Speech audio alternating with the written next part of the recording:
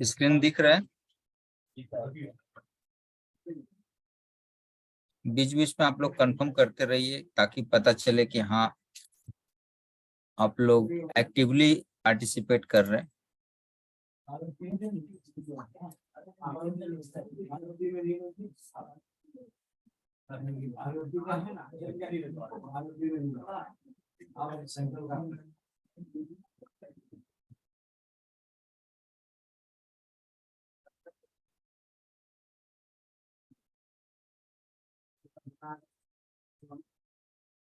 NetSuite का dashboard दिख रहा है? Please confirm.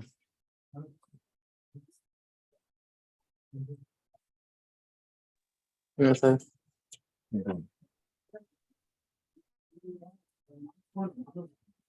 हमारी कोशिश ये रहेगी कि टैली के अंदर में अब जो एंट्री हो रही है उसको हम लोग मतलब नेटसूट में रेप्लिका कैसे कर सकते। तो कौन सा स्टेट खोलें सदफ? बिहार लेते हैं। बिहार लेते हैं।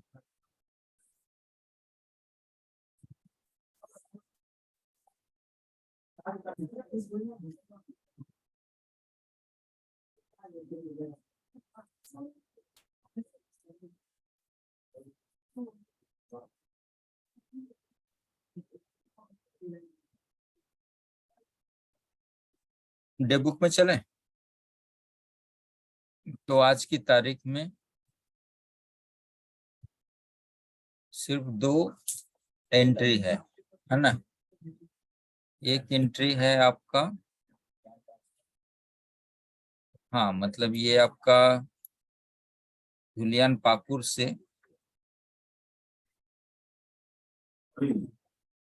झाझा जा रहा है ना।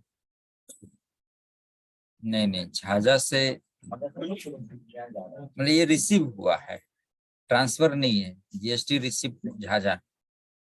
और दूसरा वाला जो एंट्री है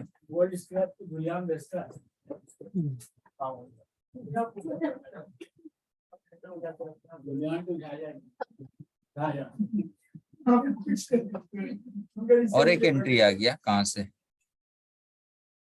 मगध इंटरप्राइज का रेंट।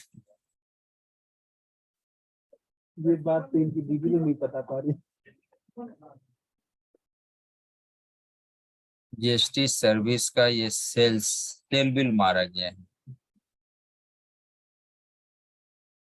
मतलब मगध को रेंट बिल इशू किया गया है। तो इसी से शुरुआत किया जाए क्या? आप लोग क्या बोल रहे हैं? एक रेंट बिल कैसे इशू करेंगे ये देखा जाए। तो कुछ बोल ही नहीं रहा है यार। रेंट बिल के इशू जो है हाँ रखिए। ज्यादा समय नहीं लगेगा, हम इसी को लेके करते हैं।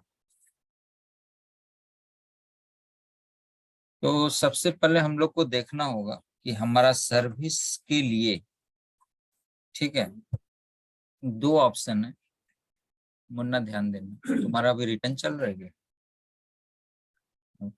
तो सर्विस के लिए 2 ऑप्शन है, या तो हम इन्वेंट्री आइटम बनाए, सर्विस आइटम और सेल, मतलब हम सिर्फ सेल करेंगे, मतलब रेंट इशू करेंगे। और दूसरा ऑप्शन है कि हम चार्ट्स ऑफ अकाउंट्स के अंदर में हम रेंटल इनकम बोलकर चार्ट्स ऑफ अकाउंट्स यूज करें। तो क्या होगा कि जो हम लोग 1 स्क्वायर फीट रेट या कुछ भी जो डालते हैं, ये फैसिलिटी सर्विस आइटम में बेटर है। और सर्विस आइटम में हम लोग टीडीएस भी आराम से काट सकते हैं। तो बेटर ये होगा कि हम लोग सर्विस आइटम के थ्रू ही रेंटल बिल इशू करें। जैसे गुड्स का आइटम होता है वैसे सर्विस का भी हम आइटम बनाएंगे। तो पहले चल के देखते हैं कि हमारा सर्विस आइटम में रेंटल इनकम का बना हुआ है कि नहीं।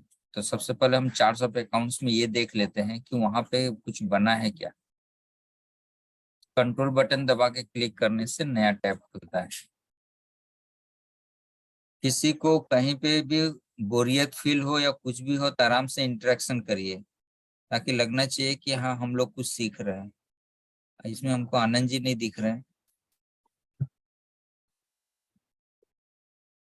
तुम भगा दिए ना क्या। सारा कॉपरेट कर देंगे।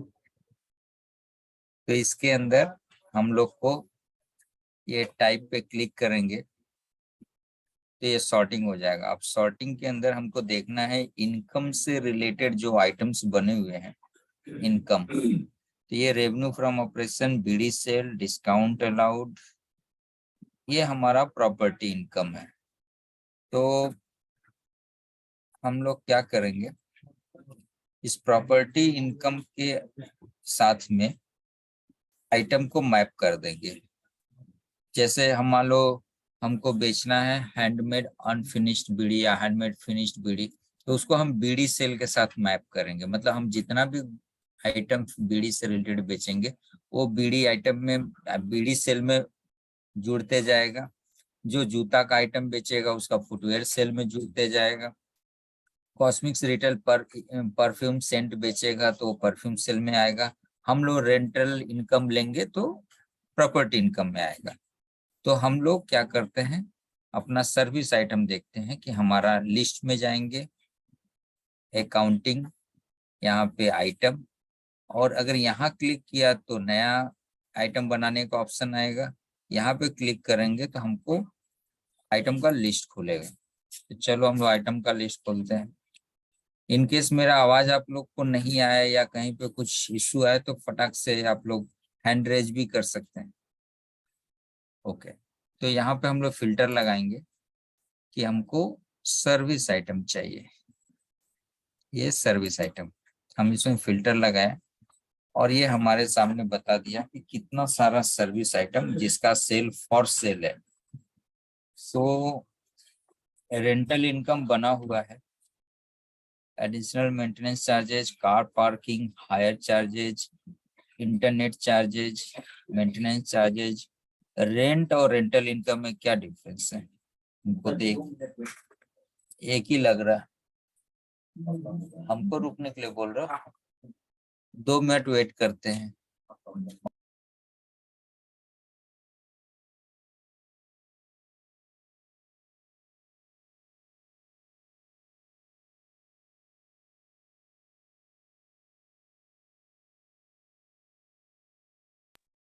तो हम लोग का यहाँ पे रेंट का भी एक टैब दिख रहा है और रेंटल इनकम का भी एक टैब दिख रहा है। हमको लग रहा है ये दोनों ही आइटम एक ही है। क्लियर हो रहा है। और एक हम लोगों के पास में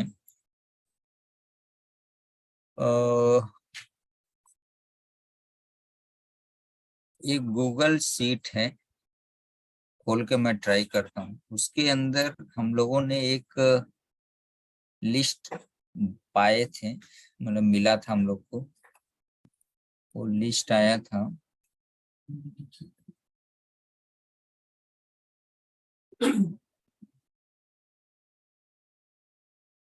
यहाँ नहीं दिख रहा।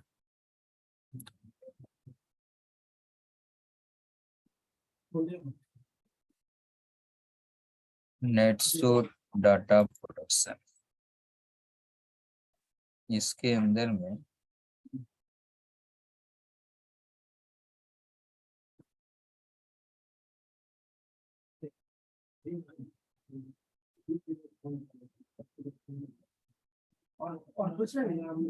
कॉमन डाटा,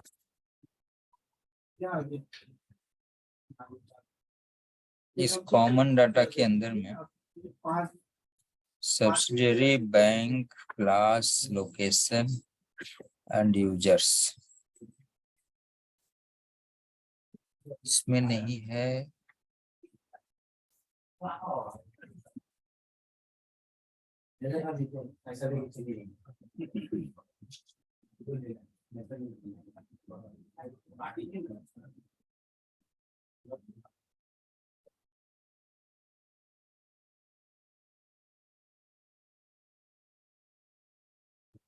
सदाब सर्विस आइटम कहाँ पे मिलेगा?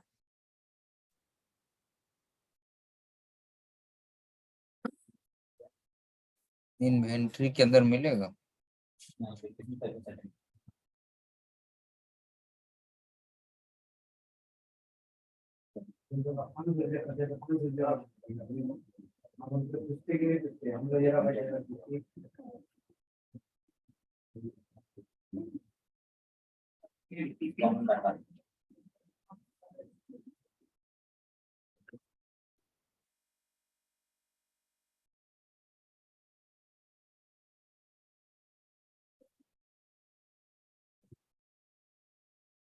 सर्विस आइटम ये हैं हमारे कुछ सर्विस आइटम, जहाँ पे कुछ कुछ कंपनी है जैसे HG रियलिटी, शेख नसरुद्दीन, मतलब 2 ही सब्सिडियरी ऐसा है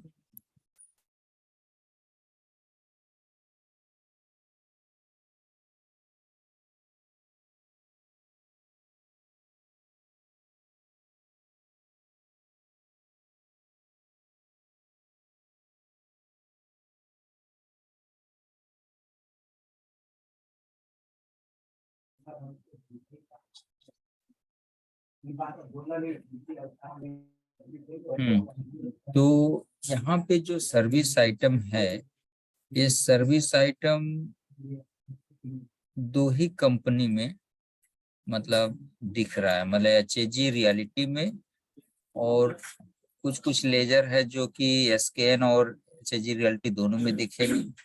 तो हम लोग एक काम करते हैं, एक एक करके मिला लेते हैं, बना है कि नहीं बना है।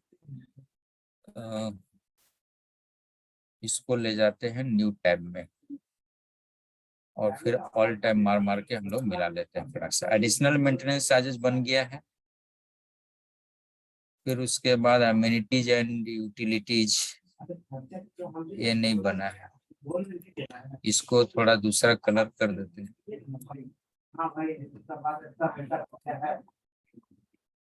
हल्का ग्रीन कर देते हैं। अमेनिटीज नहीं बना है। कार पार्किंग बन गया है।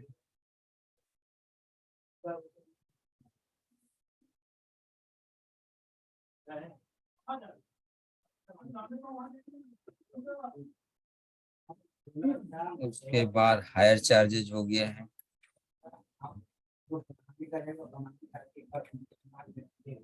हायर चार्जेज हो गया। उसके बाद इंटरनेट चार्जेज,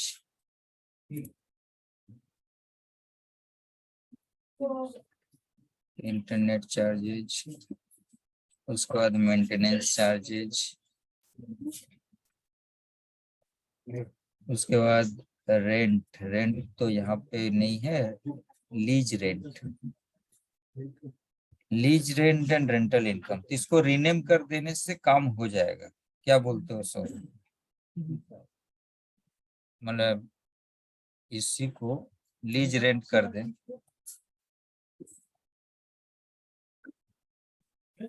लीज रेंट, तो ये सेव कर देते हैं। ये क्या बोल रहा है? There is already an item with the name, same नाम से है, सेम नाम से दिख रहा है क्या लीज रेंट?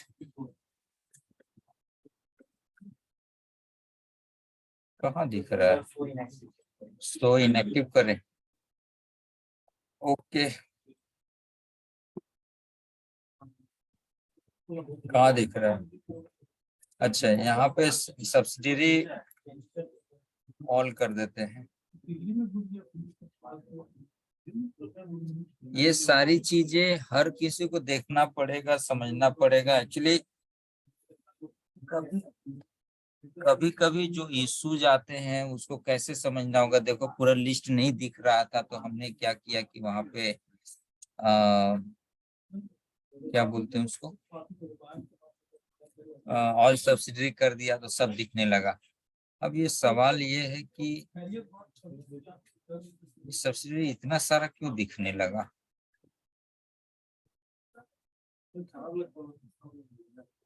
कुछ अजीब सा लग रहा है।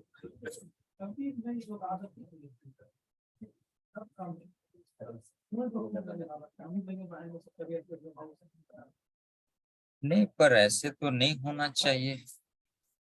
कैसे हो सकता है यार, हर एक का अलग अलग।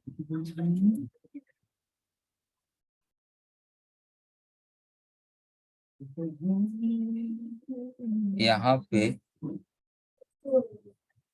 एक आइटम बनाया, उस आइटम को ग्रुप में रख के इंक्लूड चिल्ड्रन कर दिया गया है। तो इंक्लूड चिल्ड्रन कर देने से यहाँ पे सब दिखने लगा, एक एक आइटम इतना बार ना, ऐसे तो नहीं होना चाहिए।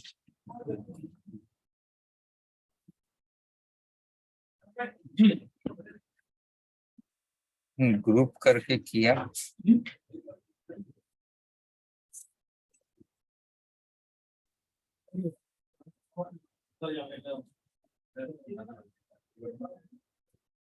यहाँ पे डाल के देखते हैं, LEAS लीज रेंट,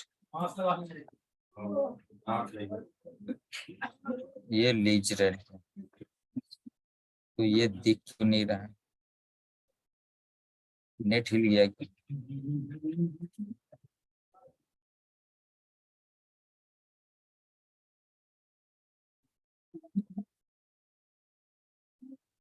स्क्रीन दिख रहा है।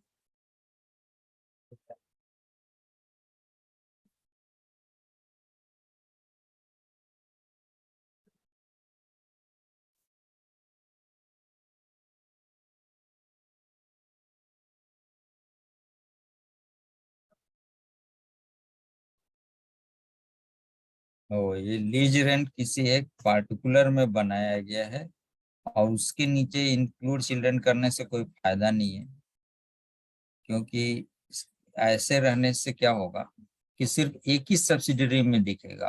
अगर आपने ग्रुप मैप किया होता, मान लो LLP का ही ग्रुप मैप किया, अगर ये वाला करें और उसके बाद इंक्लूड चिल्ड्रन करें तो समझ में आता है। तो हम लोग को क्या करना है, अभी हाल फिलहाल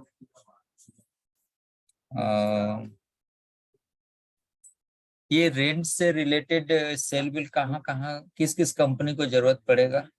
SKN को जरूरत है, इनको जरूरत है, आर्केडिया को जरूरत है, और किसी को जरूरत है क्या। मगध लोग में तो एक्सपेंस है, हाँ एक्सपेंस है, इनकम बोल के तो कुछ नहीं उधर। तो हम लोग एक काम कर सकते हैं सौरभ, यहाँ पे जितना दो दो कंपनी मैप है ना, सिर्फ इसी दो कंपनी को मैप कर सकते हैं,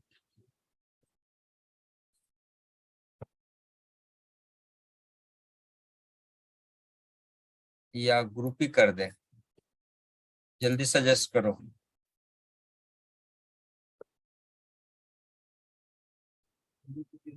सौरभ, क्या करना चाहिए।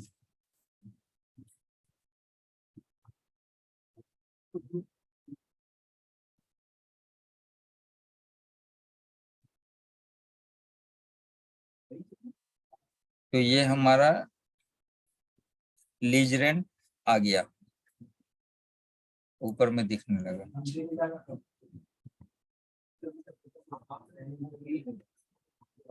तो हम लोग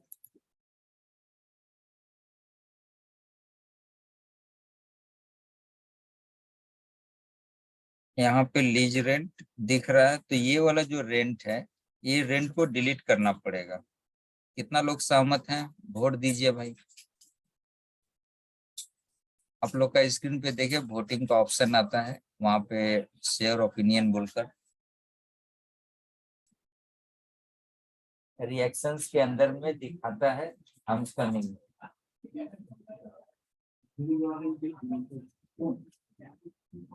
ओके, तो हम लोग क्या करेंगे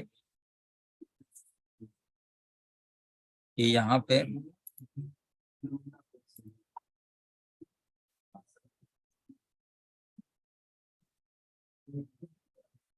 इस रेंट वाले को डिलीट करेंगे। डिलीट करने के लिए आपको हमेशा एडिट में ही जाना पड़ेगा। एडिट में जाके एक्शन में जाना पड़ेगा और वहां से डिलीट करेंगे और आइटम हमारा डिलीट हो गया। तो हम लोग यहाँ पे देख रहे थे कि लीज रेंट हमारा बना हुआ है, तो इसको हम लीज रेंट कर दिए। लाइसेंस फी दिख रहा है, लाइसेंस फी यहाँ पे सर्च भी कर लेते हैं एक बार। लाइसेंस फी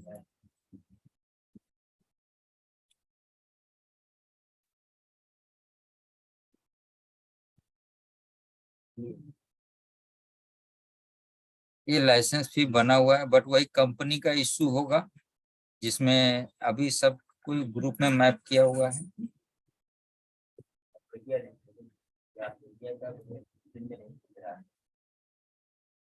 और हम लोग को चाहिए भी नहीं, पर क्या है कि अभी सारा लिस्ट में एक साथ दिख सके इसलिए ये थोड़ा सा हम कर रहे हैं। ये लाइसेंस फी है, तो ये भी हो गया है। किसी को कुछ बोलना है तो बोल सकते हैं।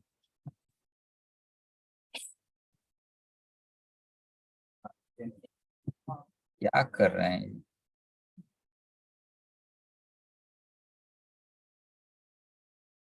लीज रेंट भी हो गया। टेबल स्पेस यहाँ दिख रहा था, टेबल स्पेस ये हो गया।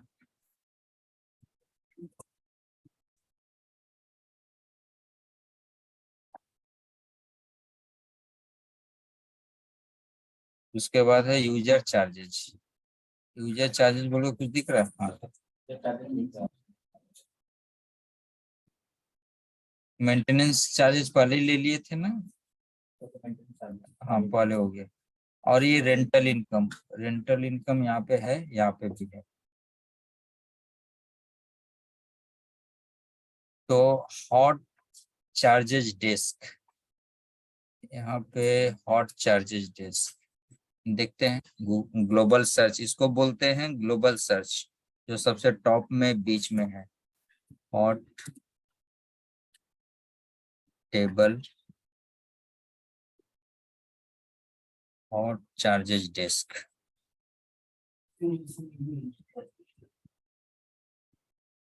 ये बना हुआ है, जस्ट इसको क्या करना है, ग्रुप कंपनी से मैप कर देते हैं।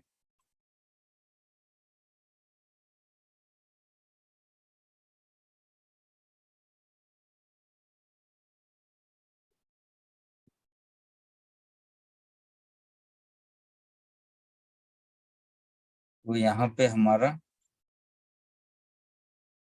दिख रहा है, रिफ्रेश कर देते हैं। हॉट चार्जेस डेस्क आ गया। तो अब क्या आया, फ्लेक्स वर्क लाइव किचन।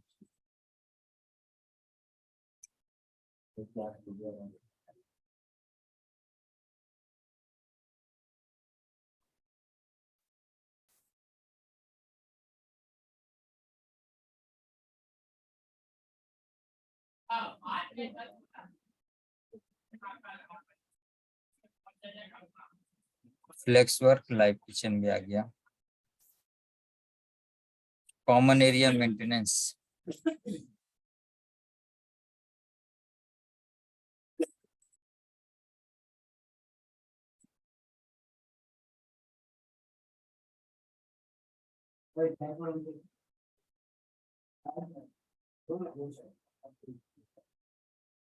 तो कॉमन एरिया मेंटेनेंस भी डन।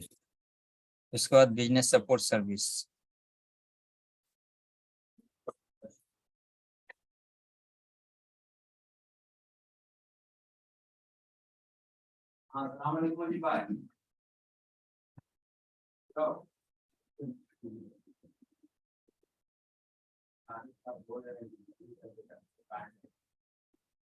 तो बिजनेस सपोर्ट सर्विस भी हो गया। Amenities and utilities,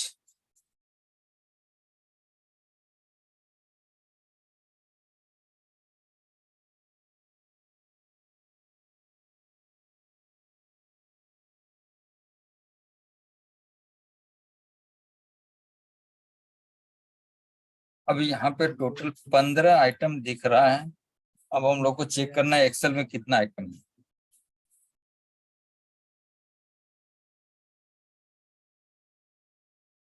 15 item.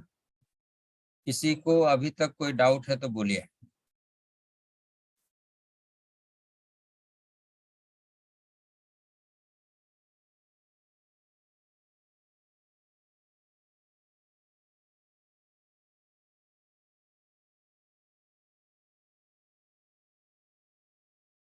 अब हम लोग क्या करेंगे, एक आइटम कोई भी पकड़ेंगे, हम लोग टैली खोल के देखते हैं। उसमें हम लोगों ने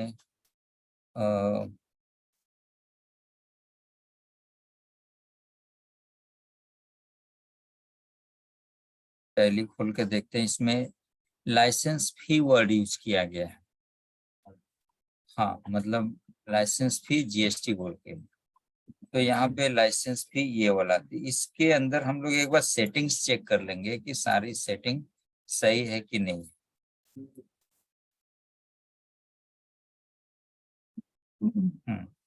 तो यहाँ पे लाइसेंस फी है और इसमें कोई यूनिट ऑफ मेजरमेंट यूज नहीं किया जा रहा है। ये इसमें टीडीएस का सेक्शन का जरूरत नहीं है, क्योंकि जो परचेज करता है, जो लायबिलिटी बुक करता है, वो टीडीएस काटता है। तो हम लोग तो सेल बिल बनाएंगे, तो इसमें टीडीएस का सेक्शन का जरूरत नहीं है। ये एचएसएन जो मैप किया गया है, ये सही है कि नहीं एक बार देखने के लिए आप यहाँ पे कंट्रोल बटन दबा के ये खोल सकते हैं नया टैब में। और अगर डिस्क्रिप्शन पढ़ लीजिए, रेंटल और लीजिंग सर्विसेज इन्वॉल्विंग ओन और लीज्ड नॉन रेजिडेंशियल प्रॉपर्टी, और बाकी सही है। तो हमने क्या चेक किया, इस आइटम के ऊपर एचएसएन, बट इस एचएसएन के ऊपर में जीएसटी टैक्स रूल बना है कि नहीं बना है, वो भी देखना पड़ेगा। तो हमको जाना पड़ेगा सेटअप के अंदर, सेटअप के अंदर इंडिया लोकलाइजेशन के अंदर, इसके अंदर जीएसटी टैक्स रेट रूल्स। कुछ नहीं करना है, इसको कंट्रोल पकड़ के क्लिक करेंगे, नया टैब में खुलेगा। और नया टैब में जब खुलेगा तो हमको फाइंड करना होगा। तो ये सॉर्टिंग लगा हुआ है। हम लोग क्या करते हैं, देखते हैं 3 आ गया, 9 में जाना होगा। तो हमको लगता है लास्ट में जाने से ये 9, कंट्रोल F, कंट्रोल V, या इसको हम ग्लोबल सर्च में मार के देखते हैं आता है क्या। ये हमारा आ गया। तो हम इसको अगर एक बार ओपन करें एडिट मोड में, तो ये बता रहा है कि हमारा ये सर्च इंजन है, जो वो खोला वही खुला, बट टैक्स रेट रूल्स तो नहीं आया।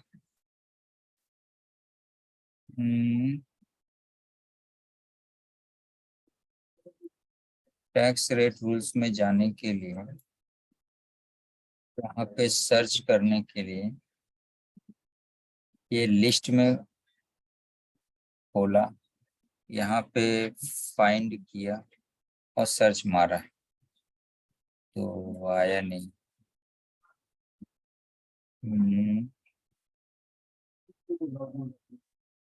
मुझे जो लग रहा है ना, वो बना हुआ है नहीं।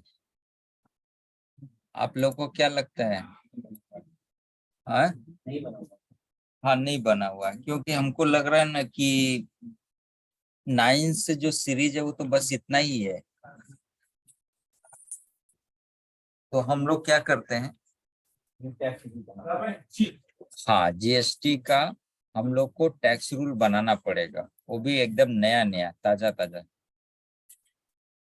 वो बनाने के लिए क्या करना होगा, ये टैक्स रेट रूल पे जाना होगा। आप यहाँ से भी जा सकते हैं, India localization GST tax rate rule, और वो लिस्ट ही खुलेगा। वो लिस्ट पे ही वो जो न्यू दिख रहा था वहां पे क्लिक करके हम लोग यहाँ पे आएंगे।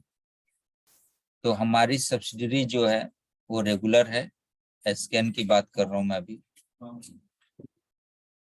अवेलेबल ऑन मतलब आप जो ये जीएसटी लगाओगे परचेज के ऊपर बना रहे हो या सेल के ऊपर बना रहे हो, तो वो पहले आपको बताना होगा। जिस कस्टमर को आप दोगे मतलब रेंट बिल इशू करोगे, वो रजिस्टर्ड है या अनरजिस्टर्ड, ये भी आपको बताना पड़ेगा। तो पहले हम मगध को रेंट बिल दे रहे हैं तो रेगुलर करते हैं। एचएसएन कोड यहाँ पे कॉपी मेरा किया हुआ है, मैं पेस्ट कर दिया।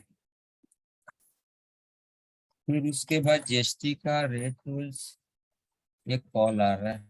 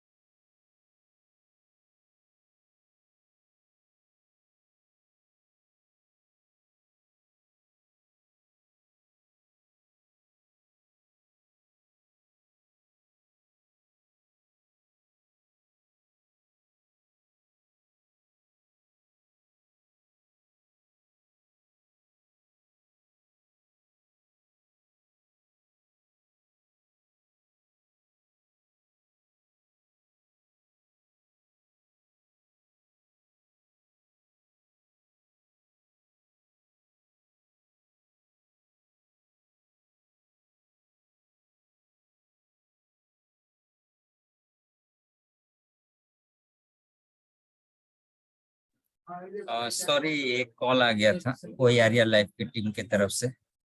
तो अभी फिर से शुरू करते हैं। मेरी आवाज आ रही है? Kindly confirm.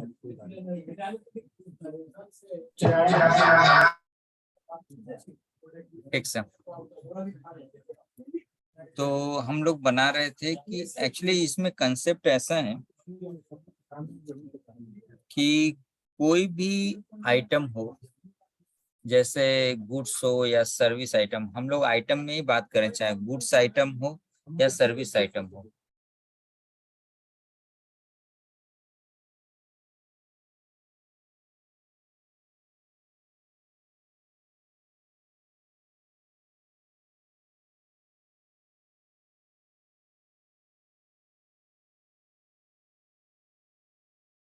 तो एचएसएन और एसएससी, गुड्स आइटम हुआ तो उस पे एचएसएन हम लोग डालेंगे। वो कहाँ डालते हैं वो भी मैंने आपको दिखा दिया, ये एचएसएन और एसएससी का कोड है।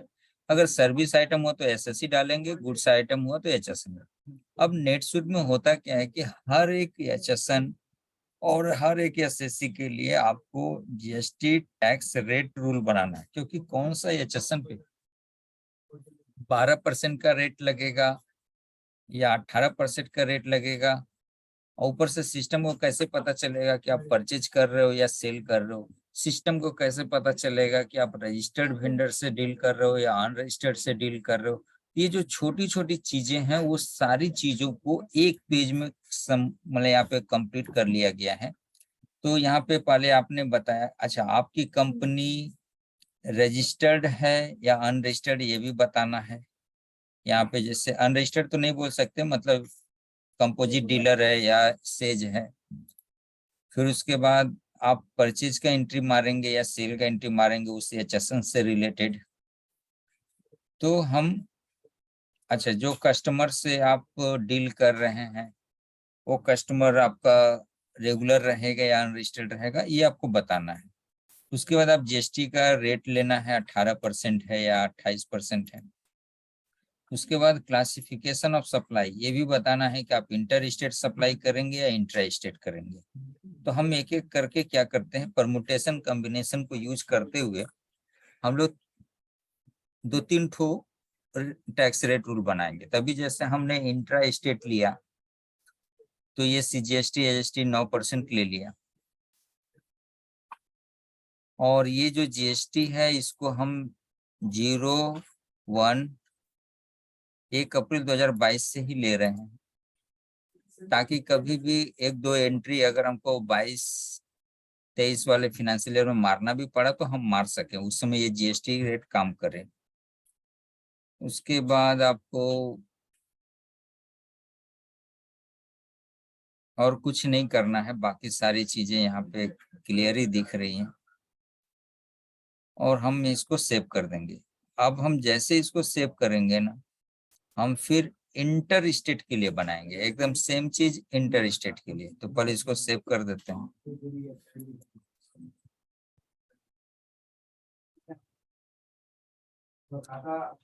शारदा, एक काम नोट करो, या हम तुमको काम असाइन कर रहे हैं।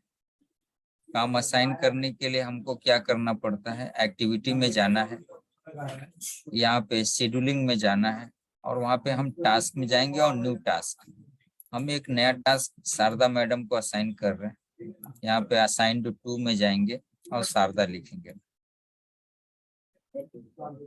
और उनका काम ये रहेगा कि सर्विस आइटम में जाकर अभी हम लीज का, मतलब लीज क्या, लीज रेंटल क्या था, रुक जाओ, लीज लाइसेंस फी के ऊपर में हम सेटअप कर रहे हैं। जो एचएसएन कोड लाइसेंस फी के ऊपर है, उस लाइसेंस फी के अगेंस्ट में हम GST tax rate rule set कर रहे हैं। तुमको बाकी आइटम के ऊपर में, हाँ, बाकी आइटम पे जो जो HSN मैप किया हुआ है उस HSN को कॉपी करके तुमको टैक्स रूल बनाना है, GST रेट रूल्स बनाना है। तो ध्यान से देखो, हम तुमको काम असाइन कर रहे हैं। तुम्हारा काम है यहाँ पे प्रिपेयर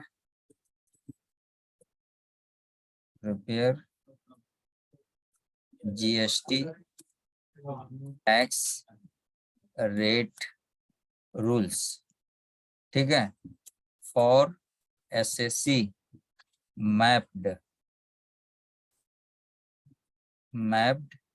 इन सर्विस आइटम्स, ठीक है। और ये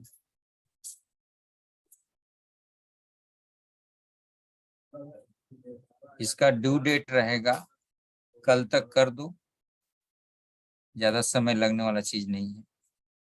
तुम्हारा 1 अगस्त 2023 तक इसको कंप्लीट करो और हम सेव कर रहे हैं। और ये ईमेल से तुमको नोटिफिकेशन भी चला जाएगा कि तुमको ऐसा कोई काम असाइन हुआ है, ठीक है। तो अभी हम एक का रेट रूल बनाया कि इंट्रा स्टेट के अंदर में हम लाइसेंस फी को इशू कर रहे हैं। अब हम दूसरा एक नया और बनाएंगे, ध्यान से सीखो कैसे करना है। रेगुलर तो हमारी कंपनी के बारे में पूछ रहा है, अवेलेबल ऑन सेल, हम ये जितना भी सर्विस आइटम बना है वो सेल के लिए बना है अभी। तो हम क्या कर रहे हैं, यहाँ पे हमारा जो पार्टी है कस्टमर रेगुलर ही रहेगा, कंट्रोल भी ये हमारा 18% का रेट से। अब इस बार हम बनाएंगे इंटर, पहला इंट्रा हुआ था, अब इंटर। और ये जो डेट है 1 अप्रैल 2022 डालेंगे और बाकी सब ठीक है, सेव कर देंगे। ये तो हुआ रेगुलर के केस में। हम अनरजिस्टर्ड को भी अगर लाइसेंस फी देंगे तो हमारा बना हुआ होना चाहिए। क्लियर हो रहा है? तो क्या अनरजिस्टर्ड के लिए भी बनाए, जरूरत पड़ेगा? वाहिद सर, साहब हैं, बना देना चाहिए सर। बना दे सर। जी, ओके क्योंकि सर। वहां पर आपका शायद एकेडिया में फ्लेक्सवर्क्स में वर्क स्टेशन में कुछ कुछ अनरजिस्टर्ड भी रहते हैं। ओके, तो शारदा तो तुमको 4 बनाना होगा, ठीक है। हर सर्विस आइटम को देखना, उसमें जितना भी SSC मैप है उस SSC के लिए 4 हम लोग बनाएंगे। तो सेल्स ट्रांजैक्शन, उसके अंदर में हम लोग अब चूज करेंगे अनरजिस्टर्ड। हमारा SSC कॉपी किया हुआ है, हम पेस्ट करेंगे। हमारा HSN रेट है 18%। फिर एक बार इंटर लेंगे और एक बार इंट्रा लेंगे। और ये जो रेट है हम लोग करेंगे 1 अप्रैल 22 और सेव कर देंगे।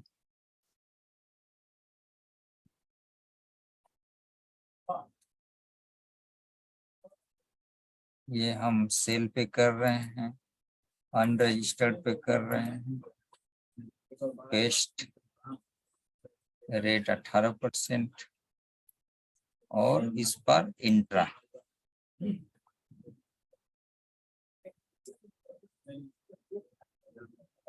बाकी सब कंप्लीट है, अब हम इसको सेव कर देंगे।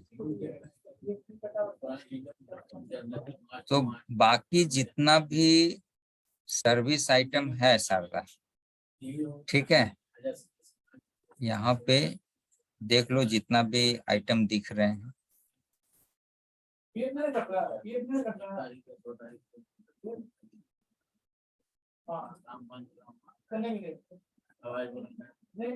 पंद्रह आइटम है टोटल। ये 15 आइटम के ऊपर में क्या क्या सर्विस आइटम मैप है। अगर इनकेस नहीं मैपिंग मिलता है तो तुमको मुजम्मिल साहब से कांटेक्ट करना है। मुजम्मिल साहब आर्केडिया में बैठते हैं, वहां से उनसे SSC नंबर लेना है और फिर उसके ऊपर में बनाना है। ओके। अब हम लोग क्या करेंगे, सेल बिल मारना शुरू करेंगे। अच्छा, हम लोग एक आइटम चेक कर रहे थे कि इसमें क्या क्या मैप किया हुआ है। तो ये हमारा ग्रुप कंपनी पे है, एसएससी है। हम लोग यूनिट ऑफ मेजरमेंट कुछ ले नहीं रहे हैं। हमारा नेचर सर्विस,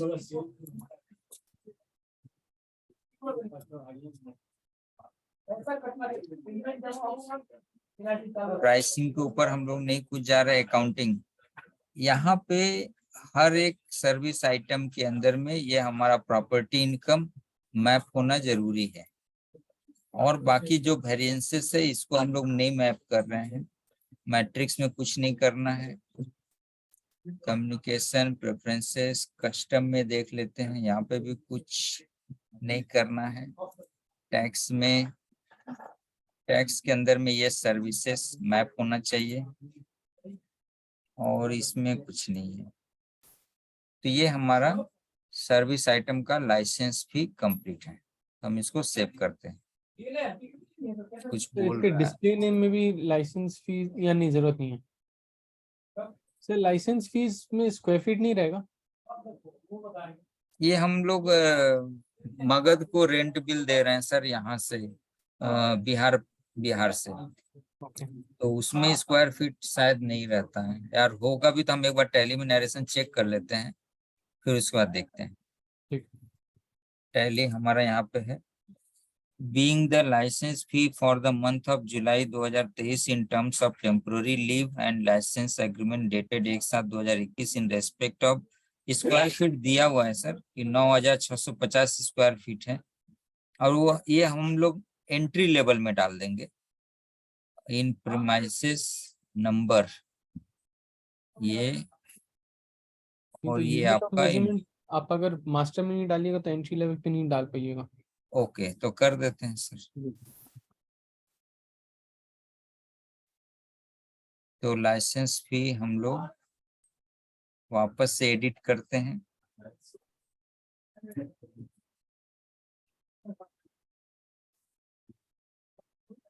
और यहाँ पे हम लोग प्राइमरी यूनिट में स्क्वायर फीट डालते हैं।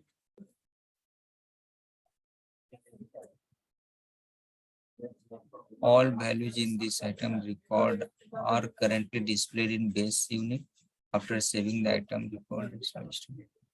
Okay.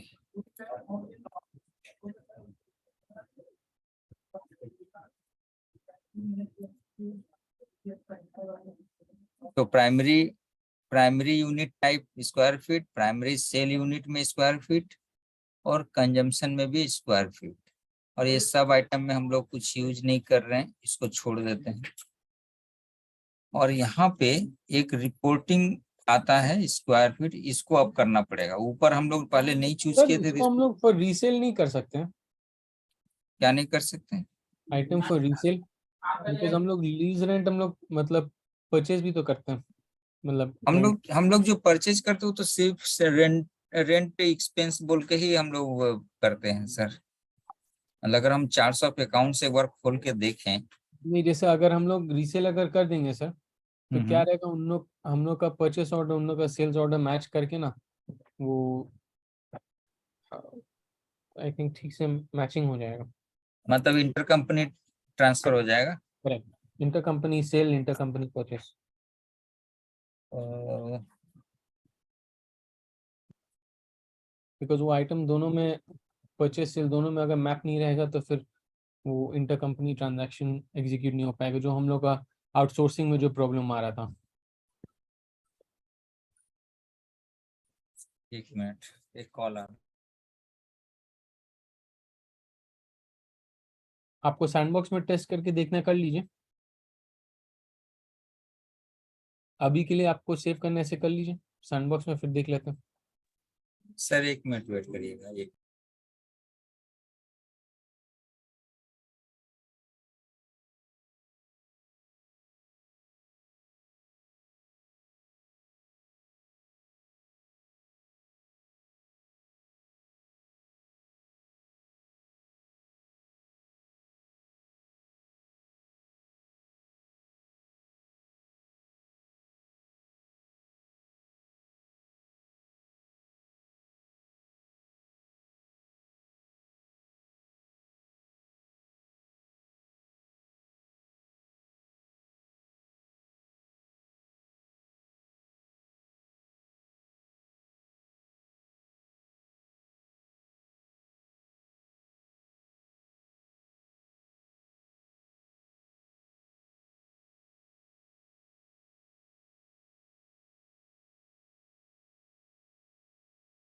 सर क्या बोल रहे थे आदिप सर?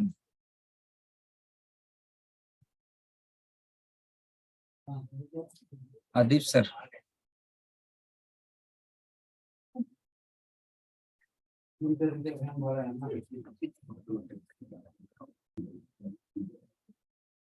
ये हम लोग का जितना भी आइटम बना हुआ है ये हम लोग का फॉर सेल है। अब ये टाइप चेंज कर सकते हैं यहाँ से या फिर डिलीट करके नया बनाना पड़ेगा।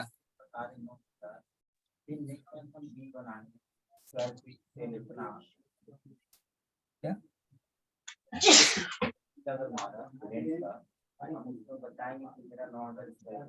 हाँ हाँ हाँ ठीक है।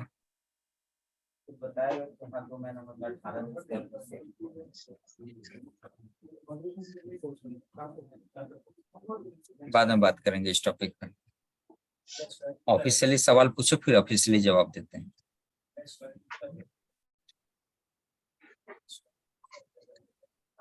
किसी को अभी तक कोई डाउट है? क्वेरी कर सकते हैं। सदाब साहब पूछिए। अच्छा सर, हम लोगों को तो 9,000 रुपये स्क्वायर फीट 9,000 स्क्वायर फीट हम लोग सेल कर रहे इस मंथ। नेक्स्ट मंथ फिर हम लोग बिल बनाएंगे, 9,000 स्क्वायर फीट हम लोग सेल करेंगे। अब हम रिपोर्ट देखते हैं कि हमने 2 महीना में 18,000 स्क्वायर फीट सेल किया। तो ये क्या मैंने इन्वेंट्री में दिखेगा कि मैंने 18,000 सेल किया? तुम लोग का बात करना पड़ेगा, समझे? दो आदमी का नदीम भाई का दोनों का हाईलाइट किया हुआ हम देखा, इससे पहले भी है, समझे? तो बात करना बहुत जरूरी है, बहुत जरूरी है।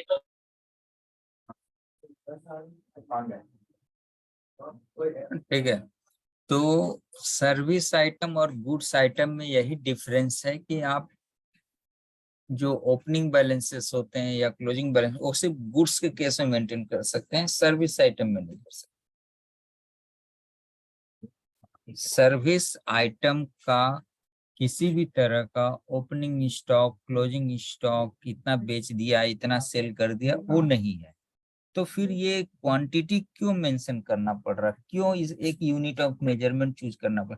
ये सिर्फ कैलकुलेशन पर्पज के लिए ये सुविधा दिया है कि अगर मान लीजिए आप रेंट देते हैं, मान लो 7.5 रुपया स्क्वायर फीट के रेट से या 12 रुपया की स्क्वायर फीट, अब जब पोजीशन दिया जाएगा कस्टमर को तो पता चला उस समय मेजरमेंट हुआ तो पता चला 600 स्क्वायर फीट हमने दे दिया, तो वो बिल में मेंशन करने के लिए कि 600 स्क्वायर फीट इंटू 7.5 रुपया का रेट से जो वैल्यू आएगा उसके ऊपर जीएसटी लगाना।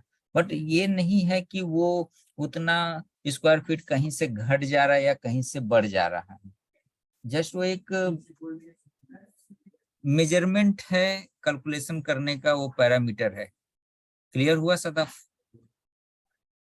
हाँ, क्लियर हुआ। ये सिर्फ कैलकुलेशन पर्पस के लिए इसको यूज किया जा रहा है कि इतने स्क्वायर फीट के लिए हम रेंट चार्ज कर रहे हैं। हम लोगों ने आर्या लाइफ को ये रिक्वेस्ट किया है कि हम लोग चाहते हैं कि हमको एक ऐसा रिपोर्टिंग मीन्स प्रोवाइड करके दीजिए जहां पे हम बता सके कि मेरे एक बिल्डिंग में 12,500 स्क्वायर फीट का टोटल स्पेस है, उसमें से 400 स्क्वायर फीट दे दिया ये कंपनी को, 2,000 दे दिया ये कंपनी को, 5,000 दे दिया वो कंपनी को, तो टोटल मेरा कितना स्पेस अभी भी बचा हुआ है out of the total available space, कितना भी मतलब टोटल में से कितना स्पेस अभी अवेलेबल है जिसको हम लेट आउट और फर्दर कर सकते हैं। इस तरह का एक रिपोर्टिंग हम लोगों ने उन लोगों से मांगा है। जैसे होटल का रूम में देखो 15 कमरे का अगर कोई होटल है, उस 15 कमरे के होटल के अंदर में अगर आज 2 कमरा दे दिया, कल 3 कमरा दे दिया, कल 4 कमरा दे दिया, तो ऐसा थोड़ी ना कि कमरा हम बेच दे रहे हैं, हम तो रेंट पे ही होटल के अंदर सर्विस है तो प्रोवाइड कर रहे हैं। तो हमको पता होना चाहिए कि कौन सा रूम खाली है, कौन सा रूम कितना दिन के बाद फिर से बुकिंग हुआ, तो वो वाला सिचुएशन हम लोगों ने रिक्वेस्ट किया है। तो वो थोड़ा एडवांस फीचर है, वो बाद में देखा जाएगा। अभी तक किसी को कोई डाउट है तो बोलिए, तो आगे चलें। तो अभी हम लोगों ने क्या किया कि लाइसेंस फी वाला जो ये आइटम है, जहाँ पे आदित्य सर ने ये रिक्वेस्ट किया कि सेल आइटम जो फॉर सेल है इसको इस तरह से, जैसे न्यू आइटम हम क्रिएट कर रहे हैं, यहाँ पे जो सर्विस आइटम है यहाँ पे ये फॉर परचेज फॉर रीसेल, तो उनका कहना है कि सेल में ना बना के रीसेल में बनाइए। तो इससे क्या होगा कि एक ही इन्वेंट्री आइटम से एक बंदा परचेज करेगा, दूसरा बंदा सेल करेगा, तो दोनों ही हो जाएगा, मतलब इंटर मतलब कंपनी। सेल्स ऑर्डर के पेज में भी रहेगा और परचेस ऑर्डर के पेज में भी रहेगा, तो परचेस के बिल में भी इसको बुक कर सकते हैं और सेल के बिल में भी इसको बुक कर सकते हैं। Correct sir.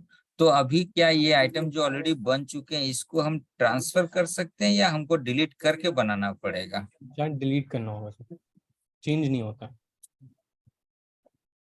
ओके, एक चीज किया जा सकता है कि इंपोर्ट करके भी तो बनाया जा सकता है ना सर? जी सर, जी, इसी को एक्सपोर्ट करके फिर आप इंपोर्ट कर लीजिए। हाँ, मतलब हमको पहले देखना होगा कि हर आइटम में क्या क्या फील्ड है, वही Correct. फील्ड हमको यहाँ पे लाना पड़ेगा और उसके बाद एक्सपोर्ट करेंगे। तो ये सदाफ साहब को काम दे देते हैं। सदाफ साहब, आपको एक काम दे रहे हैं, टास्क में जाके न्यू पे क्लिक करेंगे, ये काम जा रहा है सदाफ साहब।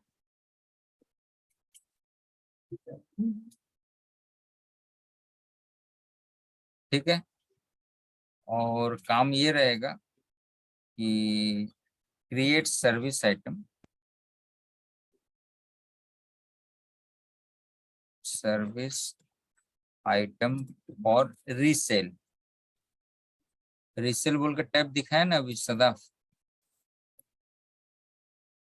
ये न्यू आइटम के अंदर नीचे में सर्विस आइटम, ये फॉर रीसेल पे क्लिक करके फिर आइटम बनाना है तुमको। पर क्या है कि आइटम को मैनुअली नहीं बनाना है, 15 ही आइटम है, ज्यादा नहीं है, फिर भी हम चाहते हैं कि तुम इसको CSV के माध्यम से बनाओ। तो create service item for resale through CSV import.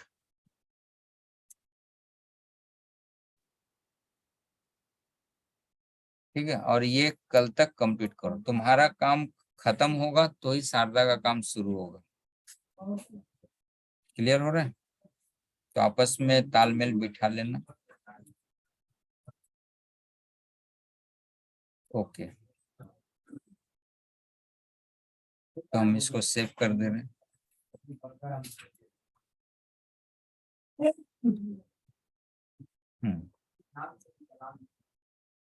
तो अभी जो आइटम हम लोग बना चुके हैं उसका हमने GST रेट रूल्स भी सेट कर दिया, तो हम लोग सेल बिल मार सकते हैं। तो हम लोग क्या करते हैं, सबसे पहले सेल बिल मारते हैं। सेल बिल मारने के लिए हमको ट्रांजैक्शंस में जाना होगा, ट्रांजैक्शंस, इसके अंदर हम सेल में जाएंगे और सेल के अंदर में हम क्रिएट इनवॉइस पे जाएंगे। ये सब के लिए शॉर्टकट्स भी ऊपर में ग्लोबल सर्च के बटन के राइट में जो बटन है सर, वहां पर ये हाँ, सब इस रेगुलर जगह वाला पे चीज है सब में, यहाँ पर सबको यहाँ पे देख ले, इसको हम लोग ऐड कर सकते हैं। टास्क अगर क्रिएट करना है वो यहाँ से क्रिएट हो सकता है, सेल्स ऑर्डर कर सकते हैं, कैश इन सेल कर सकते हैं, इनवॉइस कर सकते हैं, परचेज बिल कर सकते हैं। ये सारा चीज का शॉर्टकट, यानी ये कस्टमाइजेबल है, सबको सबके लिए सेम होना जरूरी नहीं है। इसको पर्सनलाइज बटन पर क्लिक करेंगे तो सबका इंडिविजुअली सबका अलग अलग शॉर्टकट्स रहेगा। हाँ, मतलब जिस यूजर को जो जो काम फ्रिक्वेंटली करना है वो यहाँ पे शॉर्टकट बना के अपना आराम से रेगुलर बेसिस पे आके यहीं से जा सकता है ना सर? जी सर। तो ये हम लोग इनवॉइस पे चलते हैं, और ये जो इनवॉइस हम लोग क्रिएट कर रहे हैं इसके आगे में हम लोग कोई सेल्स ऑर्डर नहीं दे रहे हैं, क्योंकि इसके पीछे ऑलरेडी एग्रीमेंट बन चुका है। हर महीने हमको रेंट बिल जनरेट करना है, तो हम लोग क्या करेंगे कि इसको डायरेक्ट सेल बिल मारेंगे। सेल बिल मारने के लिए यहाँ पे सर्विस बिल नीचे में स्टैंडर्ड सर्विस, पर ये हम लोग कंपनी के हिसाब से हो सकता है। जी, हम लोग को चेंज करना होगा जी। हाँ, ये आर्केडिया का अलग रहेगा और एसकेन का अलग रहेगा। हाँ, दो ही जी।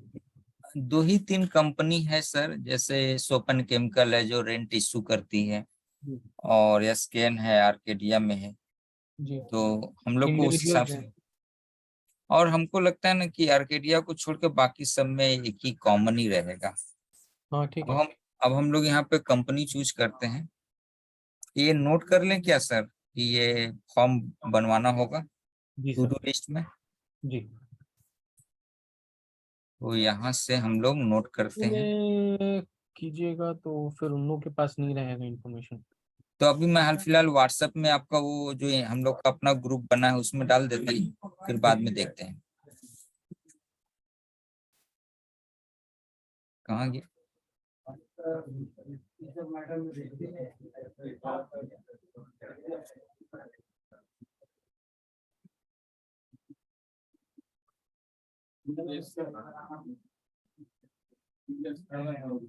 यहाँ पे पॉइंट नंबर 1,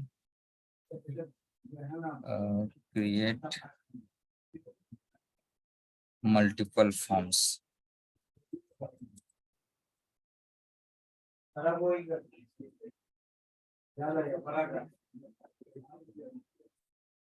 या सर्विस सेल ना,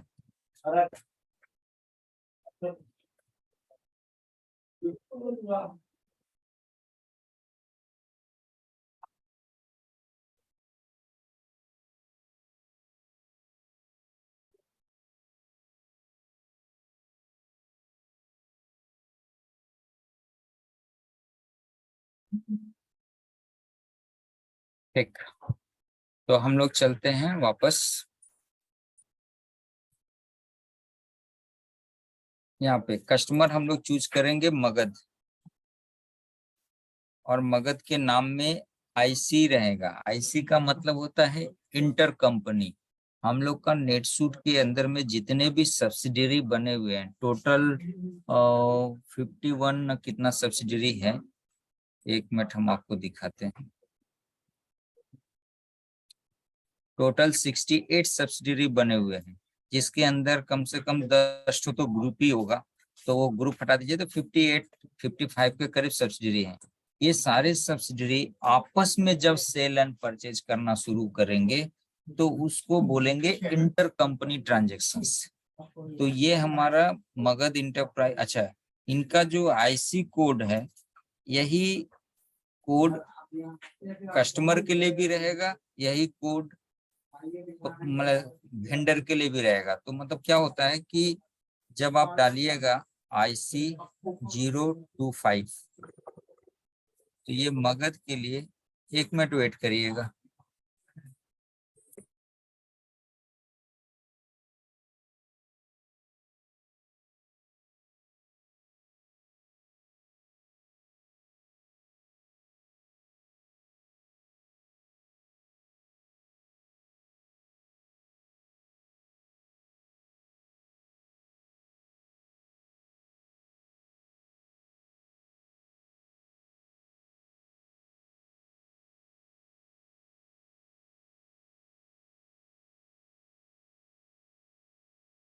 जी, तो यहाँ पे आप लोग ध्यान से देख रहे होंगे कि मगध इंटरप्राइज नाम से वेंडर में भी बना हुआ है, कस्टमर भी बना हुआ है। जिस तरह से मगध हमको अपना जॉब चार्जेस का बिल देता है, तो उस केस में तो वो हमारा वेंडर हो गया स्कैन पॉइंट ऑफ व्यू से, और हम उसको रेंटल बिल दे रहे हैं तो उस पॉइंट ऑफ व्यू से कस्टमर हो गया। तो देखिए दोनों का केस में जो मतलब वेंडर का आईडी और कस्टमर का आईडी सेम है, तो इसको बोलेंगे इंटर कंपनी। फिर उसके बाद हम लोग डेट है, हम टैली में जाके देखते हैं क्या डेट का एंट्री है। ये 31 जुलाई का, तो ठीक है हम लोग एंट्री भी 31 जुलाई को मार रहे हैं। जुलाई में पोस्टिंग होगी, और उसके बाद इसमें कोई सेल्स रिप्रेजेंटेटिव या कुछ नहीं है। शुरू शुरू के 10-12 दिन आप लोग को फॉर्म को पढ़ने समझने में थोड़ा टाइम लगेगा। फिर आपको एक हैबिट हो जाएगा कि वो 10 इंफॉर्मेशन डालना है, यहाँ यहाँ यहाँ जाके कर देना है, बस काम हो जाएगा। और ऊपर से 1-2 महीने के बाद हम लोग कोशिश करेंगे कि इररिलेवेंट फील्ड जितना भी बना हुआ है जो स्टैंडर्ड फॉर्म से, उसको हाइड कर दें, ताकि कम फील्ड दिखेगा तो गलती होने के चांसेस कम रहेंगे। अच्छा, ये हमारा वेस्ट बंगाल सब्सिडरी है, जो कि वेस्ट बंगाल से बिल नहीं जनरेट होगा, ये बिल जनरेट होगा बिहार से। तो हम लोग क्या करेंगे, इसको बिहार चूज करेंगे सब्सिडरी। ठीक है, अब उसके बाद हम डिपार्टमेंट कुछ नहीं चूज करेंगे, क्लास कुछ नहीं चूज करेंगे, लोकेशन चूज करेंगे। ये जो बिल रेज होता है वो पटना से होता है, तो हम पटना लोकेशन ले लिया। नेचर ऑफ डॉक्यूमेंट हम लोग invoice for outward supply choose करेंगे। ई कॉमर्स ऑपरेटर तो हम लोग है नहीं, तो ये छोड़ देते हैं, ये ब्लैंक ही रहेगा। और एक्सपोर्ट टाइप कुछ नहीं, प्लेस ऑफ सप्लाई बिहार आ गया, क्योंकि मगध का जो लोकेशन रहेगा वो यहाँ पे बिहार आ गया। पर एक चीज और भी है यहाँ पे कि जहाँ पे इमूवेबल प्रॉपर्टी सिचुएटेड होता है या जो प्रॉपर्टी के अगेंस्ट में हम बिल दे रहे हैं, वो लोकेशन भी अपने आप में प्लेस ऑफ सप्लाई माना जाता है। तो बिहार में ही हमारा लोकेशन भी है, बिहार से ही हम बिल भी दे रहे हैं, बिहार में मगध भी है, तो प्लेस ऑफ सप्लाई 10। अब ये जो आइटम है, हम लोग आइटम के अंदर में जाके वो अपना आइटम सर्च करेंगे, लाइसेंस फी। ये हमारा लाइसेंस फी आ गया।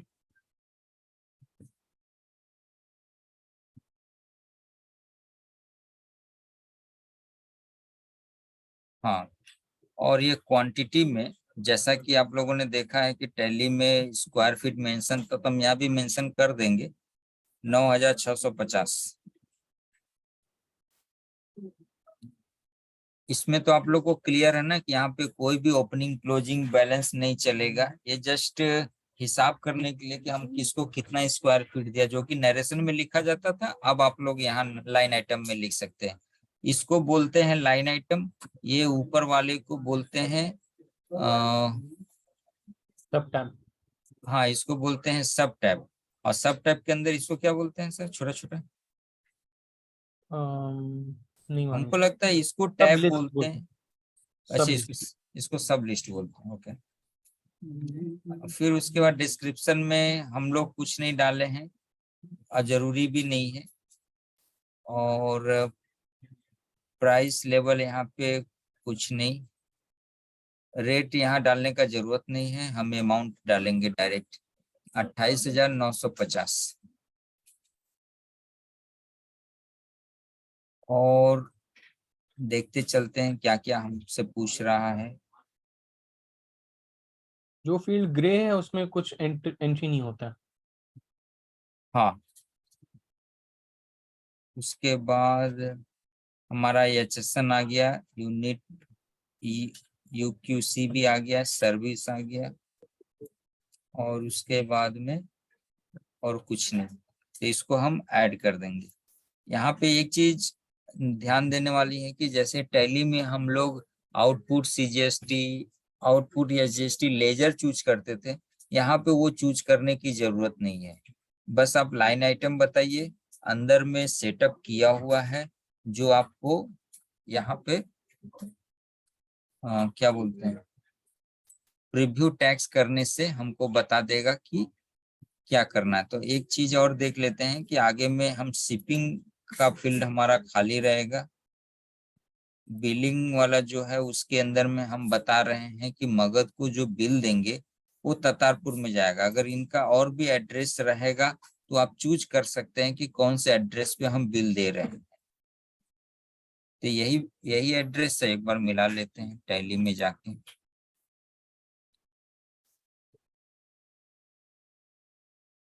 यहाँ पे मगध इंटरप्राइज का बिजली चक तातारपुर, ये कौन सा एड्रेस है?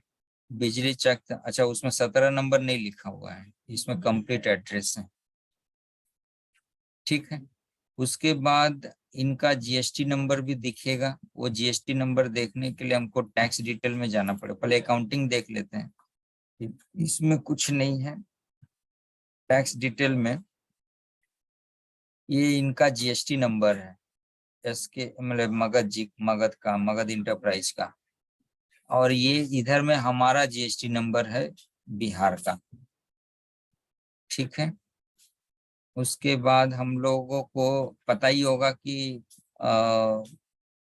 इस बिल के ऊपर में ई इनवॉइसिंग की जरूरत पड़ती है, तो हम लोग ई इनवॉइस बनाएंगे नहीं, बट आपको पूरा सेटअप दिखा देंगे कहाँ से कहाँ जा रहे हैं। तो उसके बाद रिलेशनशिप, कम्युनिकेशन, कस्टम कुछ नहीं है, ई डॉक्यूमेंट।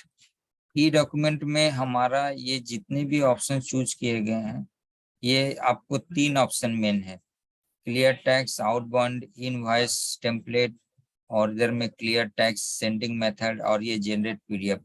ये हमेशा ऑन होना चाहिए। और सिर्फ इतना ही नहीं, जब आप मगध का मास्टर खोलेंगे, मैं कंट्रोल दबा के खोल रहा हूँ, तो इनके भी मास्टर में आपका ये सेटअप होना जरूरी है। इनका ये जो मास्टर है, मास्टर के अंदर जब आप ई डॉक्यूमेंट में जाएंगे, तो यहाँ पे ये 2 चीजें टिक होनी चाहिए, और यहाँ पे ई क्लियर टैक्स ई डॉक्यूमेंट होना चाहिए। मतलब आपका क्या बोलते हैं उसको, कस्टमर के अंदर में भी आपका ये 3 गो सेटअप होना चाहिए, और जो आप ट्रांजैक्शन एंट्री करेंगे उसके अंदर में भी आपका ये 3 सेटअप होने चाहिए, तभी जाके आपको ई इनवॉइस आप बना पाएंगे। तो अभी हम क्या कर रहे हैं, प्रीव्यू टैक्स देख रहे हैं, और जब एक बार ई इनवॉइस बन जाएगा तो आईआरएन का डिटेल यहाँ पे आ जाएगा। तो अभी हम लोग क्या कर रहे हैं, प्रीव्यू टैक्स देख रहे हैं। प्रीव्यू टैक्स करने से यहाँ का जो टेबल है, इस टेबल में टैक्स कैलकुलेट होके आ जाएगा। ये हमारा टैक्स आ गया, 34,131 का 61 का बिल है। देखते हैं हम लोग का टैली में क्या बोलता है।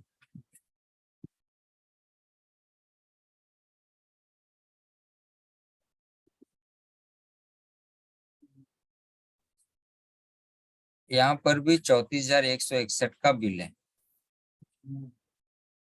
ठीक है। अब हम लोग क्या करेंगे, इसको एंट्री को सेव करेंगे।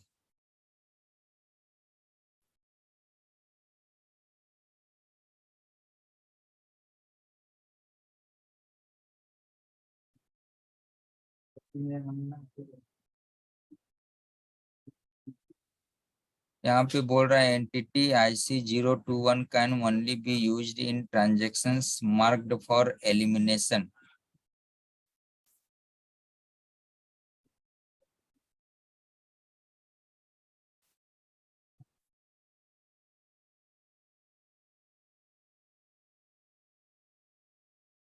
एंट्री गायब हो गया ना, एंट्री सेव हुआ।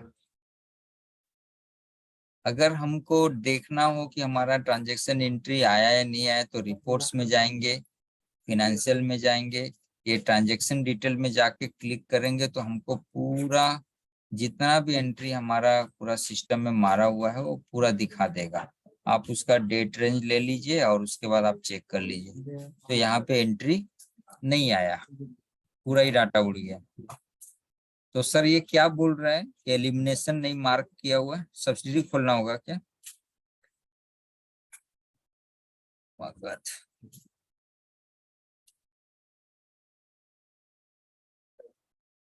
मगध का मास्टर खोले। किसी को अगर कोई डाउट हो तो आप लोग आराम से सवाल पूछ सकते हैं, और कुछ सजेशन कुछ आइडिया भी हो तो भी आप आराम से दे सकते हैं। एलिमिनेशन,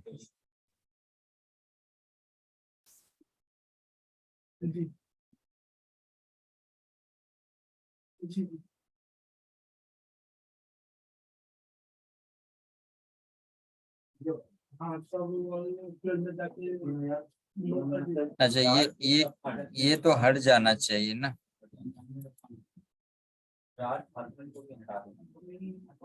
इसको हटा दें।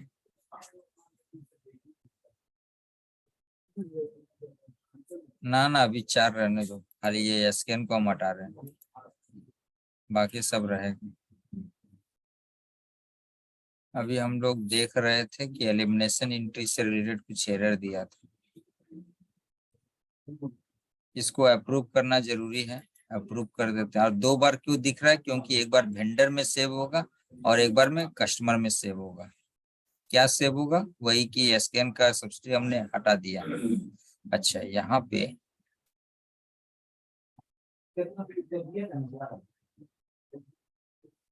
सेल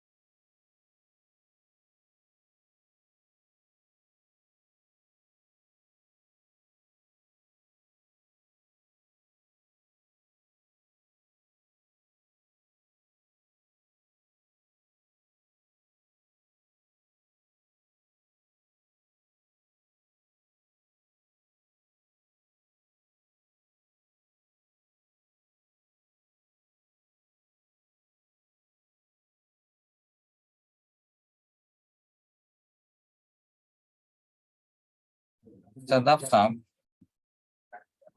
आपको एक टास्क असाइन कर रहा हूँ जो मेरे से करवाना। एक नया टास्क है। वो टास्क ये है कि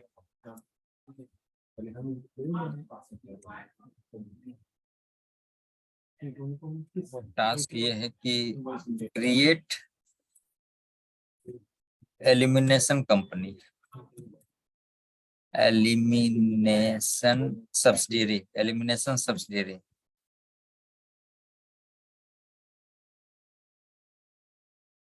ऑन नेटसूट।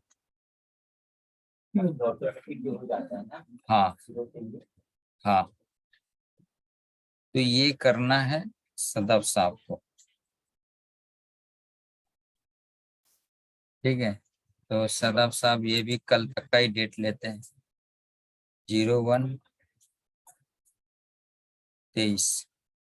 तो कल इसको कंप्लीट करने का कोशिश करिए।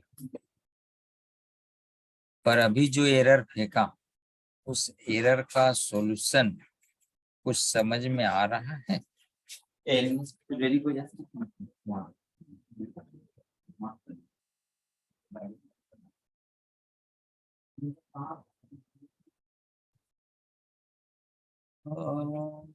वापस चलते हैं, एक बार ट्राई करते हैं फिर से। सर क्या एरर था सर? सर एरर बता रहा था कि आप आईसी जो 025 मगध का कंपनी है, आप तभी यूज कर सकते हैं जब एलिमिनेशन क्या सेटअप किया हुआ है, एलिमिनेशन एंट्री की जरूरत पड़ेगी। ओके।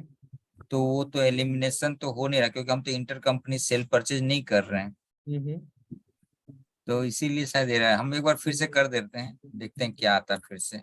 और एंट्री पूरा ही हट गया, ये भी नहीं कि हाँ चलो कुछ चेंजेस किया और सेव करने दिया।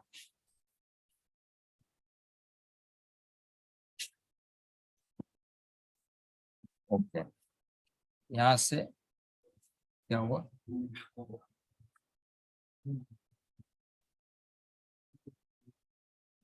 हाँ, ये हो गया। उसके बाद हम गए थे, इसको बिहार कर दिए थे।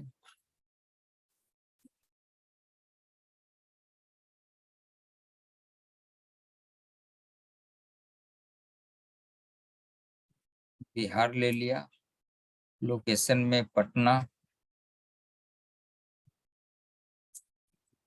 उसके बाद यहाँ पे ये पेयर्ड इंटर कंपनी ट्रांजेक्शन क्या बता रहा है?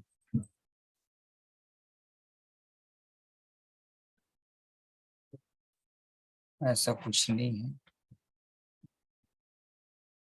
आइटम के नाम में हमने चूज किया लाइसेंस फी।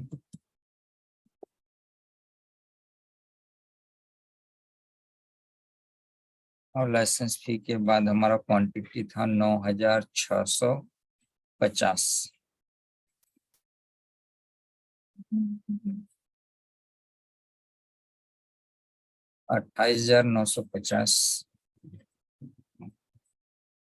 इधर में कुछ और लेना नहीं है, ऐड कर देना है। हेलो। और बाकी सारी चीजें अपनी जगह पे सही है, सिर्फ हमको प्रीव्यू टैक्स करना है।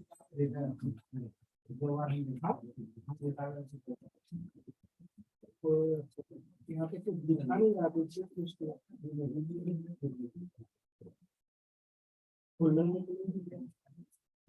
और 177 लाख दिख रहा है, B2B के अंदर है तो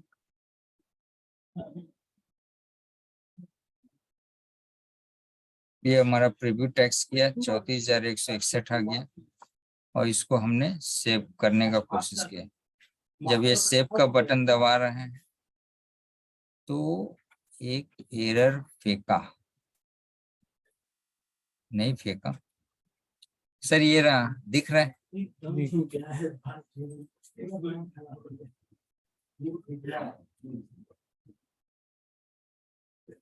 आदिप सर, जब इसका जो आइटम का मास्टर एक बार खुलेगा सर।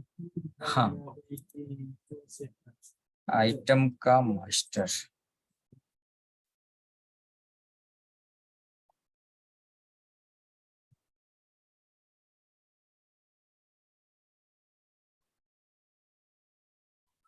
इसका अकाउंटिंग सब टैब में ये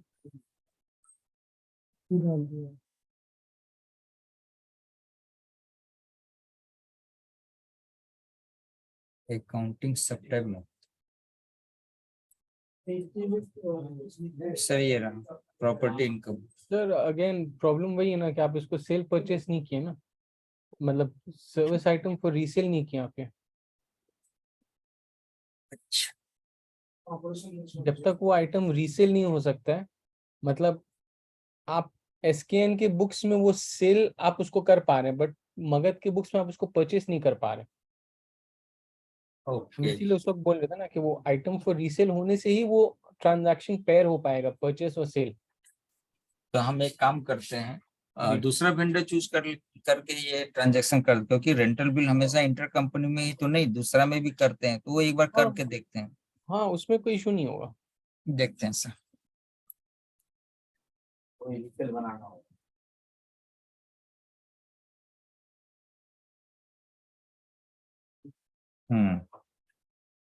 तो दूसरा कोई कस्टमर का नाम लिबर्टस, हम लोग स्कैन से बिल जाता है। जी। चलो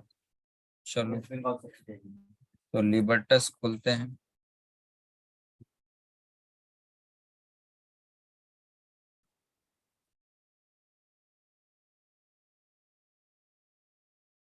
डेट वही रखेंगे और उसके बाद हम वेस्ट बंगाल ही रखेंगे, क्योंकि लिबर्टस वेस्ट बंगाल का पार्टी है। यहाँ पे हम एचओ लेंगे।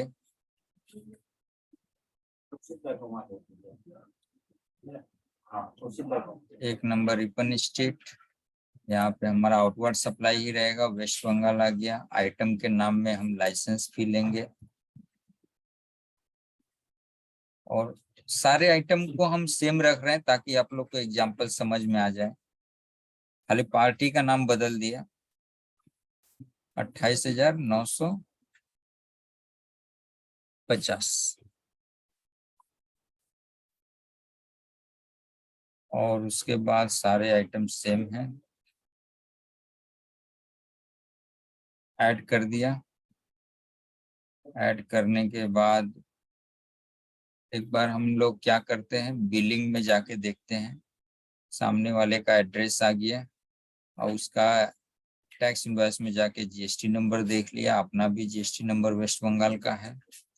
अकाउंटिंग के केस में कुछ नहीं है और ई इनवॉइसिंग में अभी कुछ नहीं आया है। प्रीव्यू टैक्स करते हैं।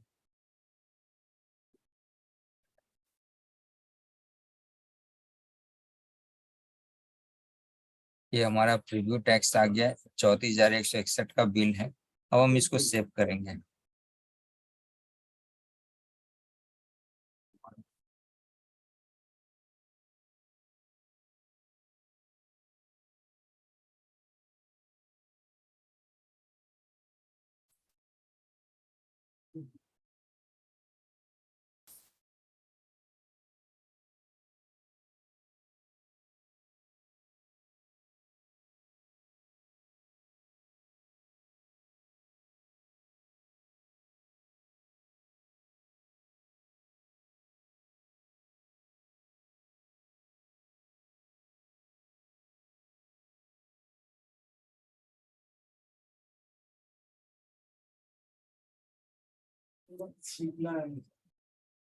अच्छा, तो यहाँ पे जैसे हमारा एंट्री सेव हुआ, हमारे पास काफी ऑप्शंस आ गए। ध्यान से देखिए, एक आया हमारा, एक एक टैब का पहले मतलब समझते हैं। ऑथराइज रिटर्न मतलब हम ये जो इनवॉइस बनाया इसको हम कैंसिल कर रहे हैं। तो ऑथराइज रिटर्न करने का मतलब ये होता है कि हम अपने सीनियर से परमिशन मांग रहे हैं कि हम इसको कैंसिल करना चाहते हैं। ये अप्रूवल आ जाने के बाद आपको क्रेडिट नोट इशू करना पड़ेगा कि हाँ भाई, ये जब हम रिटर्न के लिए रेडी हो गए हैं तो सामने वाले को एक क्रेडिट नोट देंगे। दूसरा यहाँ ऑप्शन है कि अगर ऑथराइजेशन नहीं करते हैं और क्रेडिट नोट नहीं देते हैं तो एक्सेप्ट पेमेंट, मतलब सामने वाले से हम पैसा मांगेंगे। अब पैसा आ जाएगा तो एक्सेप्ट पेमेंट का एंट्री मारेंगे। यहाँ पे 2 टैब एक्स्ट्रा दिख रहा है, इसका मतलब आपका ई इनवॉइस बनाने का है।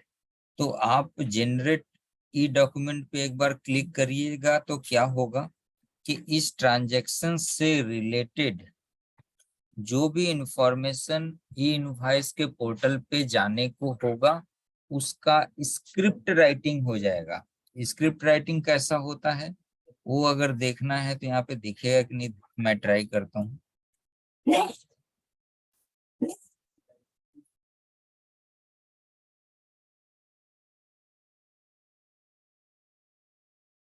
Custom IRN details e document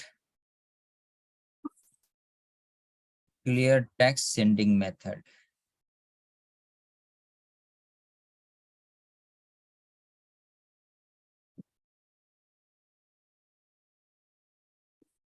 इस टाइप का कुछ स्क्रिप्टिंग होता है, आप लोग ध्यान से देखिए।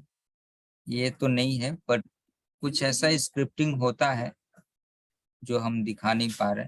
तो वो क्या करेगा कि ये गवर्नमेंट के द्वारा प्रेस्क्राइब किया हुआ एक स्कीमा होता है। उस स्कीमा में ये लोग अपना फील्ड भर देता है। फील्ड भर देने का मतलब हुआ कि जहाँ पे पार्टी का नाम डालना है पार्टी का नाम डाल दो, जहाँ पे जीएसटी नंबर डालना है जीएसटी नंबर डाल दो, जहाँ पे अमाउंट डालना है आइटम का नाम डालना है, ये सब डाल के रेडी कर दो। तो उसको बोलेंगे ये जेनरेट वाला वर्ड। क्या हुआ, एंट्री चला गया ना क्या? लिस्ट खोल लेते हैं, वहां से दिखेगा।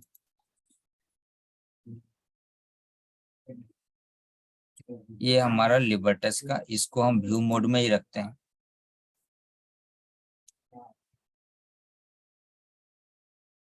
हाँ, तो जेनरेट ई डॉक्यूमेंट का मतलब है कि उस स्कीमा के अंदर में हमारे इस ट्रांजैक्शन से रिलेटेड जो डाटा है उसको रेडी कर दो। और प्रोसेस ई डॉक्यूमेंट का मतलब है कि आप गवर्नमेंट के पोर्टल पे वो पैकेज जो है पैकेट है उसको भेज दो, डाटा पैकेट। और वहां पे भेजने के बाद वहां से आयरन जनरेट करो, एसी के जनरेट करो, डेट जनरेट करो और क्यूआर कोड जनरेट करो और उसको लेकर आओ। और उसको लेकर आने के बाद में यहाँ सेव कर देगा। और सेव करने के बाद जब आप प्रिंट आउट देखेंगे, चलिए हम लोग अभी प्रिंट आउट देखते हैं।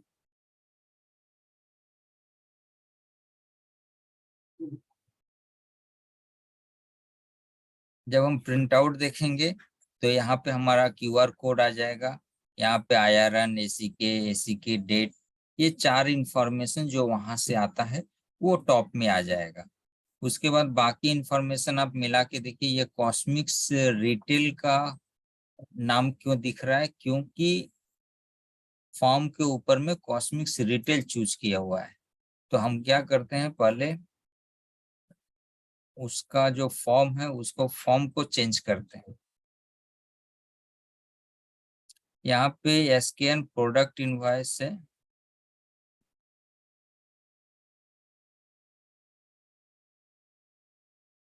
ये फॉर्म को बदलना पड़ेगा और फिर देखना पड़ेगा किसके साथ उन लोगों ने क्या फिक्स किया है। ये सारा नेम पर चेंज करना होगा। हाँ, नाम सही करना होगा। के लिए कौन सा यूज करेगा तो उसके एक सीरियल नंबर चलेगा ना।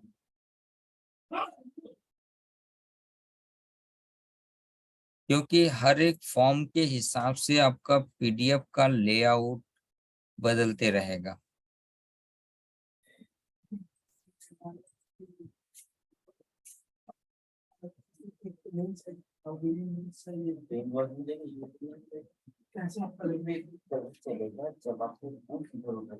अब हम एक बार फिर से प्रिंट रिव्यू देखते हैं क्या आता है।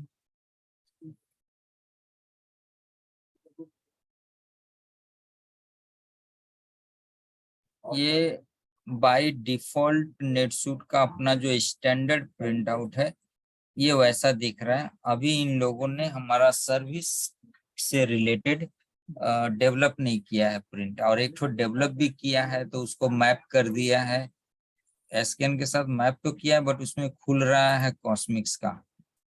तो यहाँ तक ये पूरा चैप्टर कंप्लीट होता है। अगर किसी को कोई डाउट है, कुछ फर्दर क्लैरिफिकेशन चाहिए तो बोलिए।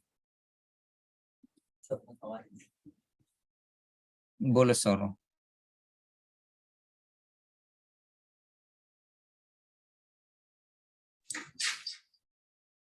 बोल रहे हैं सर, जैसे कॉस्मिक्स में जब हम लोग सेल बिल बनाते हैं, बनाने के टाइम एक नॉर्मल इशू आता है जो अमाउंट मेरा एप्लीकेबल हो गया है ईओए बिल के लिए।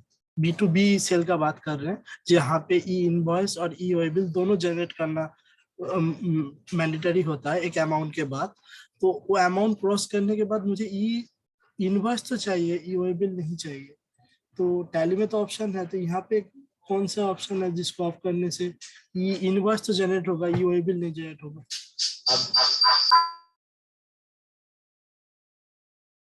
अभी हमने ईओए बिल जनरेट किया, तुम देखे सीखे?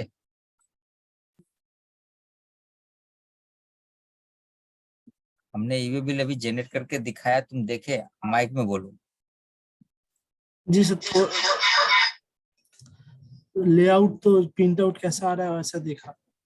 बीच में थोड़ा हम कॉस्मिक्स का भी काम कर रहे थे।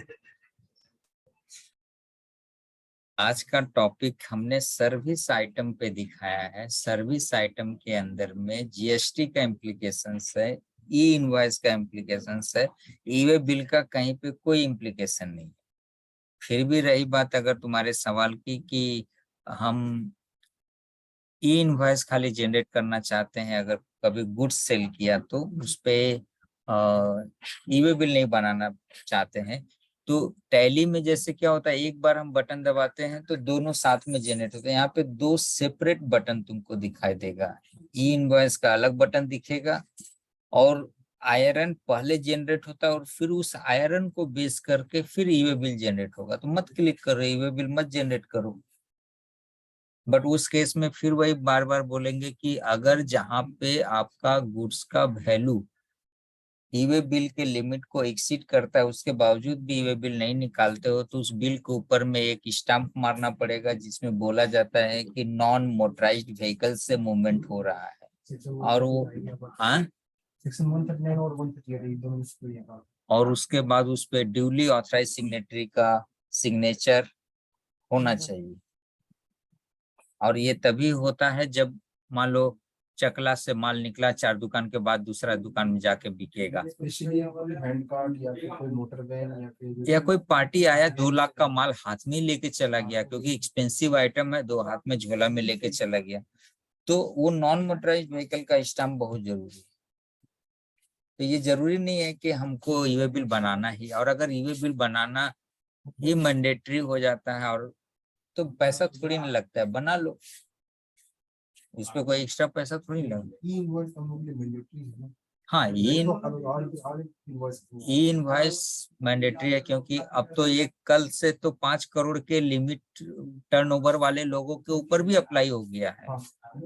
तो हम लोग का तो वैसे इस बार कोई नया कंपनी नहीं है जिस पे अप्लाई हो रहा है। जैसे पिछले बार ऐसा हुआ था कि मगध और नालंदा दोनों पे साथ में अप्लाई हो रहा था, तो दोनों जन को हम सदाफ साहब ने काफी अच्छा से सपोर्ट दिया था।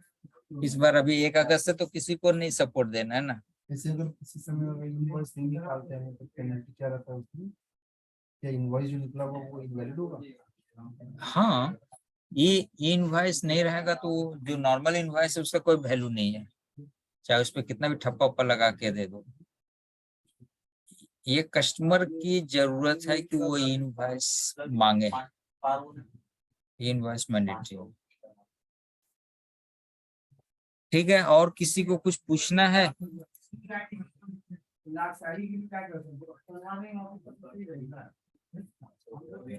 यहाँ से आगे चलें, इसी एंट्री को आगे कंटिन्यू करें जहाँ पे हम बताएंगे कि पेमेंट एंट्री जब रिसीव करना है तो कैसे करना है, या यहाँ पे स्टॉप करें? नहीं सर, आगे तुम मत बोलो, तुम तो ट्रेनर हो, दूसरा कोई बोलेगा।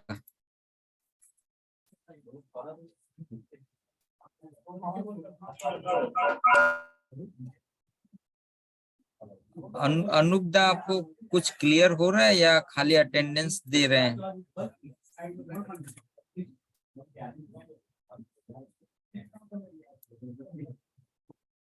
किसी को कोई डाउट है तो पूछिए। जाकिर साहब, कुछ क्लियर हुआ?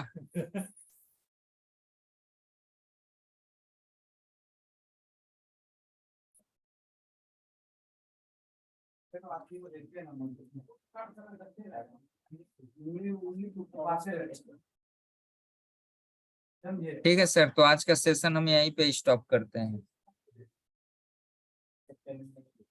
जरूरत नहीं है, अभी तक तो हम लोग टैली के अंदर में ये सेल बिल कैसे बनाएंगे वो दिखेंगे। पैसा आने का तो एंट्री टैली में नहीं दिखा हमको, जब दिखेगा तो बनाएंगे।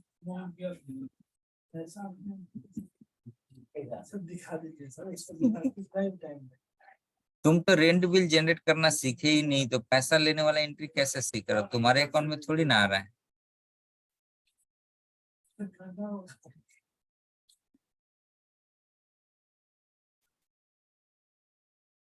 ये मगध का है, ठीक है, तो उसी को कंटिन्यू करते हैं। हम लोग मगध का जगह नाम बदल दिया है लिबर्टस, तो अब लिबर्टस से पैसा आया, ठीक है। तो हम लोग का लिबर्टस से जब पैसा आएगा तो ऐसा तो जरूरी नहीं कि तुम इसी पेज पे रहोगे, तुम तो डैशबोर्ड पे हो। तो डैशबोर्ड पे रहते हुए अगर मान लो कोई पार्टी का पेमेंट आया तो तुम्हारे पास 2 ऑप्शन है। एक तो पहले लिबर्टस का मास्टर खोल लो, ठीक है। तो मान लो चलो लिबर्टस का लेजर खोलते, हम दोनों रास्ता दिखाते हैं। व्यू मोड में ही चलना, कोई इशू नहीं है, एडिट में जाने का जरूरत नहीं है, ठीक है। यहाँ पे एक्सेप्ट पेमेंट का ऑप्शन आ रहा है। यहाँ पे अगर हम एक्सेप्ट पेमेंट करते हैं तो क्या करेगा, पिछला जितना भी ड्यू रहेगा उसका जो लिस्ट है वो अप्लाई वाले सेक्शन में हमको दिखा देगा इस जगह पे। मतलब अगर इसका 4-5 बिल हमने रेज करके रखा हुआ है तो यहाँ पे डाउन द लाइन पूरा एकदम आराम से दिखा देगा। इसमें से तुमको टिक मारना है किसका किसका पैसा लेना है, और उसमें अमाउंट भी कम बेसी है किसी का तो करोगे, और फिर उसके बाद तुमको बताना पड़ेगा कि यहाँ पे पैसा को अनडिपोजिटेड फंड में रखोगे या अकाउंट में लोगे। इसका लॉजिक हम सिखा रहे हैं, ध्यान से सुनिए। अनडिपोजिटेड फंड का मतलब होता है कि आपके पास चेक आया हुआ है।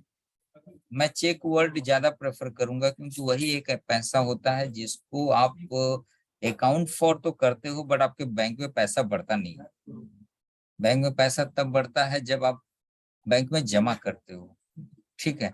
तो मान लो ऐसा है, मतलब एक्चुअली अनडिपोजिटेड फंड का कंसेप्ट इसलिए भी रखा है ताकि आप किसी भी पार्टिकुलर डे को जाके अनडिपोजिटेड फंड का एक रिपोर्ट जनरेट होता है जहां से आप देख सकते हो कि टोटल कितने पार्टी का चेक इन हैंड पड़ा हुआ है जिसको जमा करना है। इस अनडिपोजिटेड फंड में कैश भी हो सकता है, कभी कभी पार्टी से कैश आया और उस कैश को हमने रख दिया है ताकि बैंक में जमा करें। अगर उस पैसे को अगर हमको कैश इन हैंड में ही रखना है, अपने ड्रावर में ही रखना है, तब तो हम यहाँ पे नीचे अकाउंट में आएंगे और यहाँ पे कैश इन हैंड मारेंगे, आराम से यूज कर लेंगे। एक मिनट, नहीं आएगा, परसेंटेज मारना होगा। ओ लगता है नहीं नहीं, वो मेरा प्रेफरेंसेस में वही सेट किया हुआ होगा। ज्यादा आइटम हो जाने से सर्च नहीं काम करता है।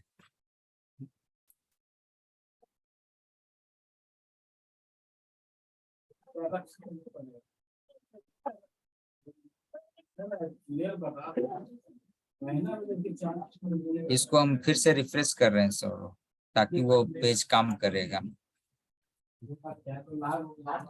तो हम क्या करेंगे, यहाँ पे अकाउंट में आएंगे, यहाँ पे कैश मारेंगे।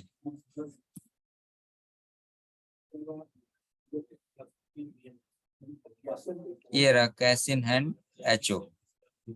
तो अगर हम ये लेजर चूज करते हैं तो ये हमारा कैश में ही पैसा बढ़ जाएगा, और हम लोगों को कैश फिर बैंक में अगर पैसा जमा करना होगा तो bank account debit to cash in hand करना पड़ेगा। तो उतना झमेला करने का जरूरत नहीं है, इसको तुम अनडिपोजिटेड फंड में डाल सकते हो, और फिर उसका जब वो पैसा को बैंक में जमा होगा तो फिर तुम बैंक से कर सकते हो। तो हम लोग क्या करेंगे, पैसा अभी बैंक में ले लेंगे। किस में लेंगे? HDFC बैंक में।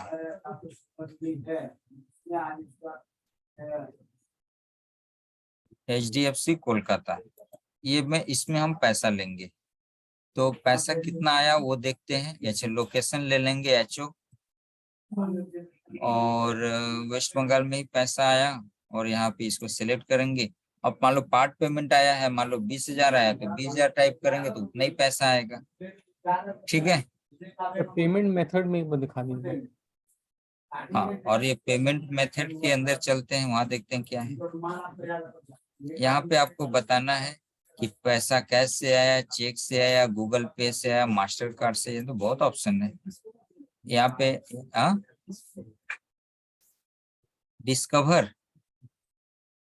डिस्कवर नहीं पता यार। वो भी एक वीजा मास्टर कार्ड की तरह। ओके, अमेरिकन एक्सप्रेस तो एक बैंक टाइप का ही है। अमेरिकन एक्सप्रेस कैश, चेक, जीपे, गूगल पे जानते ही हो, master card, NEFT, Paytm, phone पे, UPI, वीजा। तो हम लोग का जहाँ से पैसा है, मान लो NEFT से पैसा है तो हम NEFT चूज कर लेंगे, और अगर चेक चूज किया तो हम चेक नंबर डालेंगे यहाँ पे। किसका चेक नंबर? पार्टी का चेक नंबर।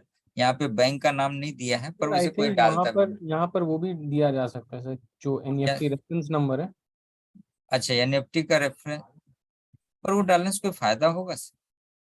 BRS के लिए सर इजी रहेगा सर। ओके, ठीक है। और अगर जो लोग UPI करेगा तो UPI का कोड और ID डाल देगा। जी, और फोन पे, पेटीएम वही कॉन्सेप्ट है। और चेक चूज करने से चेक नंबर डालना है। तो हम लोग NEFT रिसीव किए, और इधर में कुछ नहीं है। ई डॉक्यूमेंट में नहीं यहाँ कुछ नहीं सही डॉक्यूमेंट। यहाँ कुछ नहीं है सर।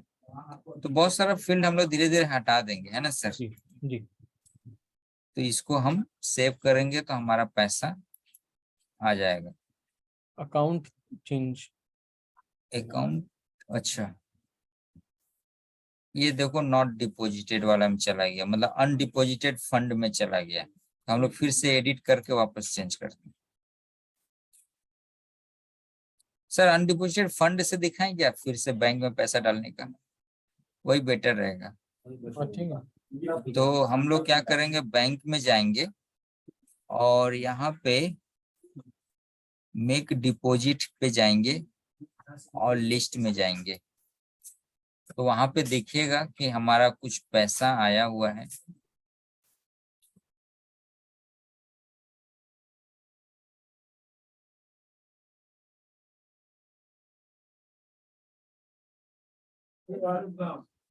कहाँ से जाएंगे सर? अनडिपॉजिटेड फंड,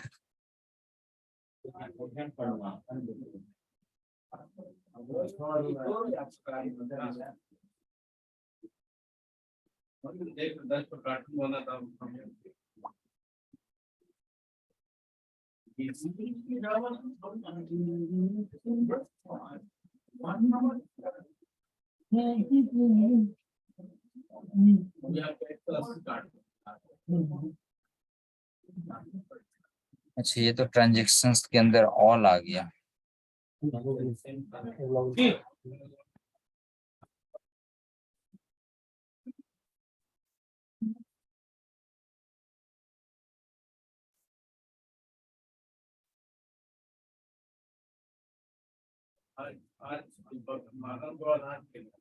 क्या खोज रहे सर? अनडिपॉजिटेड फंड सर, सर वो transaction banking transaction bank, make deposit. पर मेक डिपॉजिट में जब जा रहे हैं ना सर, तो वो यहाँ से ए रहा, हाँ सर, यहाँ पे दिख रहा है डिपॉजिट के अंदर जाने से। अच्छा, वो लिस्ट जो खोल रहा था ना, वहाँ पे डिपॉजिट वाला एंट्री का लिस्ट दिखता। अनडिपॉजिटेड फंड यहाँ से दिखेगा, तो कौन से बैंक में जमा करना है यहाँ पे बताना पड़ेगा। जो चेक हो या कैश हो, हम लोगों ने क्या चीज में एक्सेप्ट किया था, या निफ्टी बोल के HDFC। यहाँ पे हम लोग काकुरगाछी कोलकाता चूज करेंगे, और वेस्ट बंगाल लोकेशन हमेशा HO रहेंगे, और इसको हम चूज करेंगे और डिपॉजिट करेंगे। जी अदर डिपॉजिट में कुछ नहीं है। कैश रहता तो यहाँ पे कैश में भी नहीं, ये कैशबैक है। ये अगर कस्टमर से हम लोग को अगर कोई इसको अगर कुछ रिफंड अगर हम लोग करना है कस्टमर को, वो कस्टमर को रिफंड। जी ओके, तो यहाँ पे पेमेंट में जाके, मतलब अच्छा पेमेंट हमको मिला था उसका जी। डिपॉजिट हो रहा है, जी और फिर यहाँ पे हम सेव बटन दबाएंगे तो हमारा बैंक को हिट कर जाएगा पैसा। ठीक है, ये हुआ एक ऑप्शन जहाँ पे हम क्या किए, पार्टी का नाम चूज किए लिबर्टस, और वहां पे जाके हम व्यू मोड में गए, वहां पे रिसीव पेमेंट वाला जो ऑप्शन था, एक्सेप्ट पेमेंट वाला ऑप्शन, वहां से गए। दूसरा एक तरीका होता है जो कि हम ट्रांजैक्शन में जाके, वही सेल में जाके क्रिएट इनवॉइस का लिस्ट जो खोलते, और वहां पे जो हमारा सेल दिखता है, यहाँ पे ओपन दिखता। ठीक है, उस ओपन वाले जगह पे यहाँ पे व्यू करते, और वहां पे जो ऑप्शन आ रहा था एक्सेप्ट पेमेंट का, यहाँ पे एक ऑप्शन आ रहा था ऑथराइजेशन और क्रेडिट के बीच में एक्सेप्ट पेमेंट, वहां पे क्लिक करते तो वही फॉर्म खुलता है, वैसे ही एंट्री मारते हैं। मतलब दोनों ही रास्ते से हम जा सकते हैं। और किसी को कुछ पूछना है? आबिद साहब, जमील साहब, आप लोग लेट से आए लग रहा है। Sir clear sir. वो सर कॉल आ जा रहा था ना, इसलिए बीच से हट जा रहे थे। ओ अच्छा, आप शुरू से थे क्या? जी सर, थे तो शुरू से, लेकिन बीच में से कॉल जो आ रहा है ना, तो डिस्टर्ब, महीने का लास्ट जो है ना, इसका डिस्टर्ब हो गया था। ओ, तो आप मोबाइल में ही देख रहे थे? जी सर। पर आपका मोबाइल तो खराब है, आप तो प्रिंट उंट नहीं कुछ PDF सेव करके भेज पाते हैं। नहीं तो उस समय खराब था, तो उस समय एक ही महीना का तो कैश दिया नहीं, जो शुरू का टाइम था इसका नाम। क्या फिर बात ठीक कर रहा करा है? ना। अभी नाजिम साहब बोल रहे थे अभी तक नहीं आए। हार्ड कॉपी तो भेज चुके हैं, 10 तारीख तक तो हार्ड कॉपी भेज दिए, इसीलिए तो नहीं दिए ना, क्योंकि नहीं, हार्ड पर कॉपी जो मेरे पास एक कॉपी जो आता है वो तो हम वहाँ भेज दिए, फिर पर सर भेजे किस तरह? हार्ड कॉपी तो यहाँ पे देखता कहाँ है, मतलब वो तो फाइल में आता है, रखा जाता है। मेन तो अभी देखिए आदत जब से बिगड़ गया है 1 अप्रैल 2020 के बाद से, कि क्लाउड में सर रखने मेरे से। पास एक मिनट सर, मेरे पास एक कॉपी आता है, वो कॉपी मैं आपको कलकत्ता भेज दिया, फिर उसको फोटो कैसे खींचे? अच्छा, आपने भेज दिया है इसलिए खींच नहीं पा रहे थे। यहाँ पे हमारा जिम्मेदारी है कि यहाँ पे खिंचवा के रखवा दें, है ना? यही बोलना चाह रहे हैं। जी सर, वो हार्ड कॉपी है। जी सर, वो 11 तारीख को हम भेज चुके हैं। मोबाइल मेरा 1 हफ्ता 10 दिन खराब रहा है, उसको ठीक कर रहे हैं। तो आप सर, हम मीटिंग तो अटेंड कर रहे हैं। आप ठीक, आप भेज देंगे इस महीने से सर? ठीक है सर, तो अभी तक कोई जो दिखाया हमने वो पूरा क्लियर है? कोई कहीं पे डाउट? नहीं सर, अभी तक तो ठीक है सर। आबिद जहाँ साहब, तक आपका देखें फीडबैक? सर क्लियर है ना सर? जी सर। ठीक, तो आज का सेशन यही रखते हैं हम लोग। थोड़ा थोड़ा एक ही दिन ज्यादा बर्डन नहीं लेते हैं, अलग अलग दिन हम लोग छोटा छोटा टॉपिक करेंगे। आप लोग ये प्रैक्टिस कर सकते हैं कि भले आप लोगों सैंडबॉक्स से, में करवा दीजिए प्लीज प्रैक्टिस, जो भी प्रैक्टिस करना है। नहीं सर, हमको लगता है ना कि ये खाली ई जनरेट और ई प्रोसेस का बटन ना कोई दबाए और बाकी कुछ भी कर सकते हैं, क्योंकि हम यहाँ जो सेटअप यहाँ पे कर दिए वो फिर वो लोग को सैंडबॉक्स में करना पड़ेगा। अगर आप लोग को लगता है कि सैंडबॉक्स में सारा सेटअप कर सकते हैं, पूरा राइट भी तो नहीं दिया हुआ सबको। जी सर।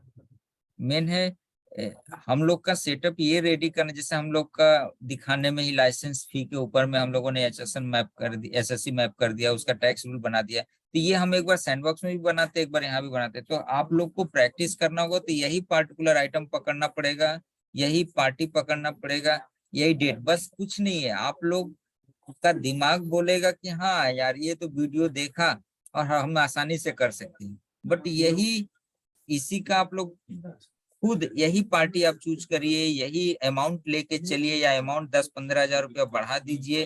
खाली याद रखिएगा ई इनवॉइस और ई वे मतलब ये ई इनवॉइस या ई वे बिल का बटन बिल्कुल मत दबाइएगा, क्योंकि वो एकदम लाइव डाटा के साथ सीधे पोर्टल पे चला जाएगा और पोर्टल पे जाने के बाद वो रिटर्न का पार्ट बन जाएगा, जिसके ऊपर में एसकेएन को, कंपनी को अननेसेसरी टेस्टिंग डाटा के ऊपर में टैक्स देना पड़ जाएगा। ये दो चीज छोड़ के बाकी आप लोग आराम से देख सकते हैं, कर सकते हैं। ठीक है, तो आज के लिए बस इतना ही, हम मीटिंग स्टॉप कर रहे हैं। सर एक तो बात पूछना है सर। अनूप दा, जी सर, एक तो प्रॉब्लम हो रहा है जो मोबाइल में मैंने कंप्यूटर में देख रहा है सर, कंप्यूटर हमेशा सर आपका मतलब 30-40 सेकंड बाद में रिस्पॉन्स कर रहा है। तो सर ये कंप्यूटर देखने में ये हो रहा है, ठीक लग रहा है ना। मोबाइल में तो सर कॉल भी आ रहा है, बहुत ये भी हो रहा है। तो ये क्यों हो रहा है सर? ऐसा ही होगा क्या? मतलब इससे कोई सॉल्यूशन है सर? आपको तो हम बताए थे ना कि आप एक स्पीकर ले लो।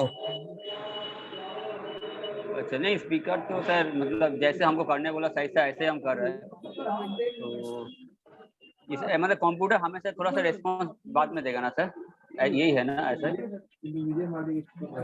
ये इंटरनेट का स्पीड के ऊपर डिपेंड करता है अनूप दा, ऐसा ओ अच्छा। कंप्यूटर बोल के और ऐसा मोबाइल बोल के कुछ नहीं है। मेन है जहाँ पे इंटरनेट फास्ट रहेगा, एकदम तुरंत इंस्टेंट आपको लाइव वीडियो मिलेगा, आवाज भी सुनने को मिलेगा। अच्छा, प्रॉब्लम पता है कहाँ पे हो रही है? आप जी सर। 2 डिवाइस से कनेक्ट हो रहे हो, एक से ऑडियो सुन रहे हो और एक से वीडियो। अगर हाँ हाँ। एक ही डिवाइस से आप वीडियो और ऑडियो भी सुनते तो 5 मिनट भी डिले होता तो आपको क्या फर्क पड़ता है? आपको तो साउंड और वीडियो एक ही साथ आएगा, 5 मिनट डिले। क्लियर हो रहा है? नहीं, हम तो सर स्क्रीन बड़ा देखने के लिए कंप्यूटर में देख रहे हैं सर। वही तो हम आपको समझा रहे हैं कि मोबाइल में आवाज आपको पहले सुनाई दे रहा है और ये कंप्यूटर में स्क्रीन बाद में दिखाई दे रहा है। एकदम सर। तो 2 डिवाइस हो गया ना। हाँ। तो अगर एक ही डिवाइस से ऑडियो और वीडियो दोनों देखेंगे तो लेट भी होगा तो आपको तकलीफ नहीं होगा। ओ अच्छा, ठीक है सर। ठीक। ठीक।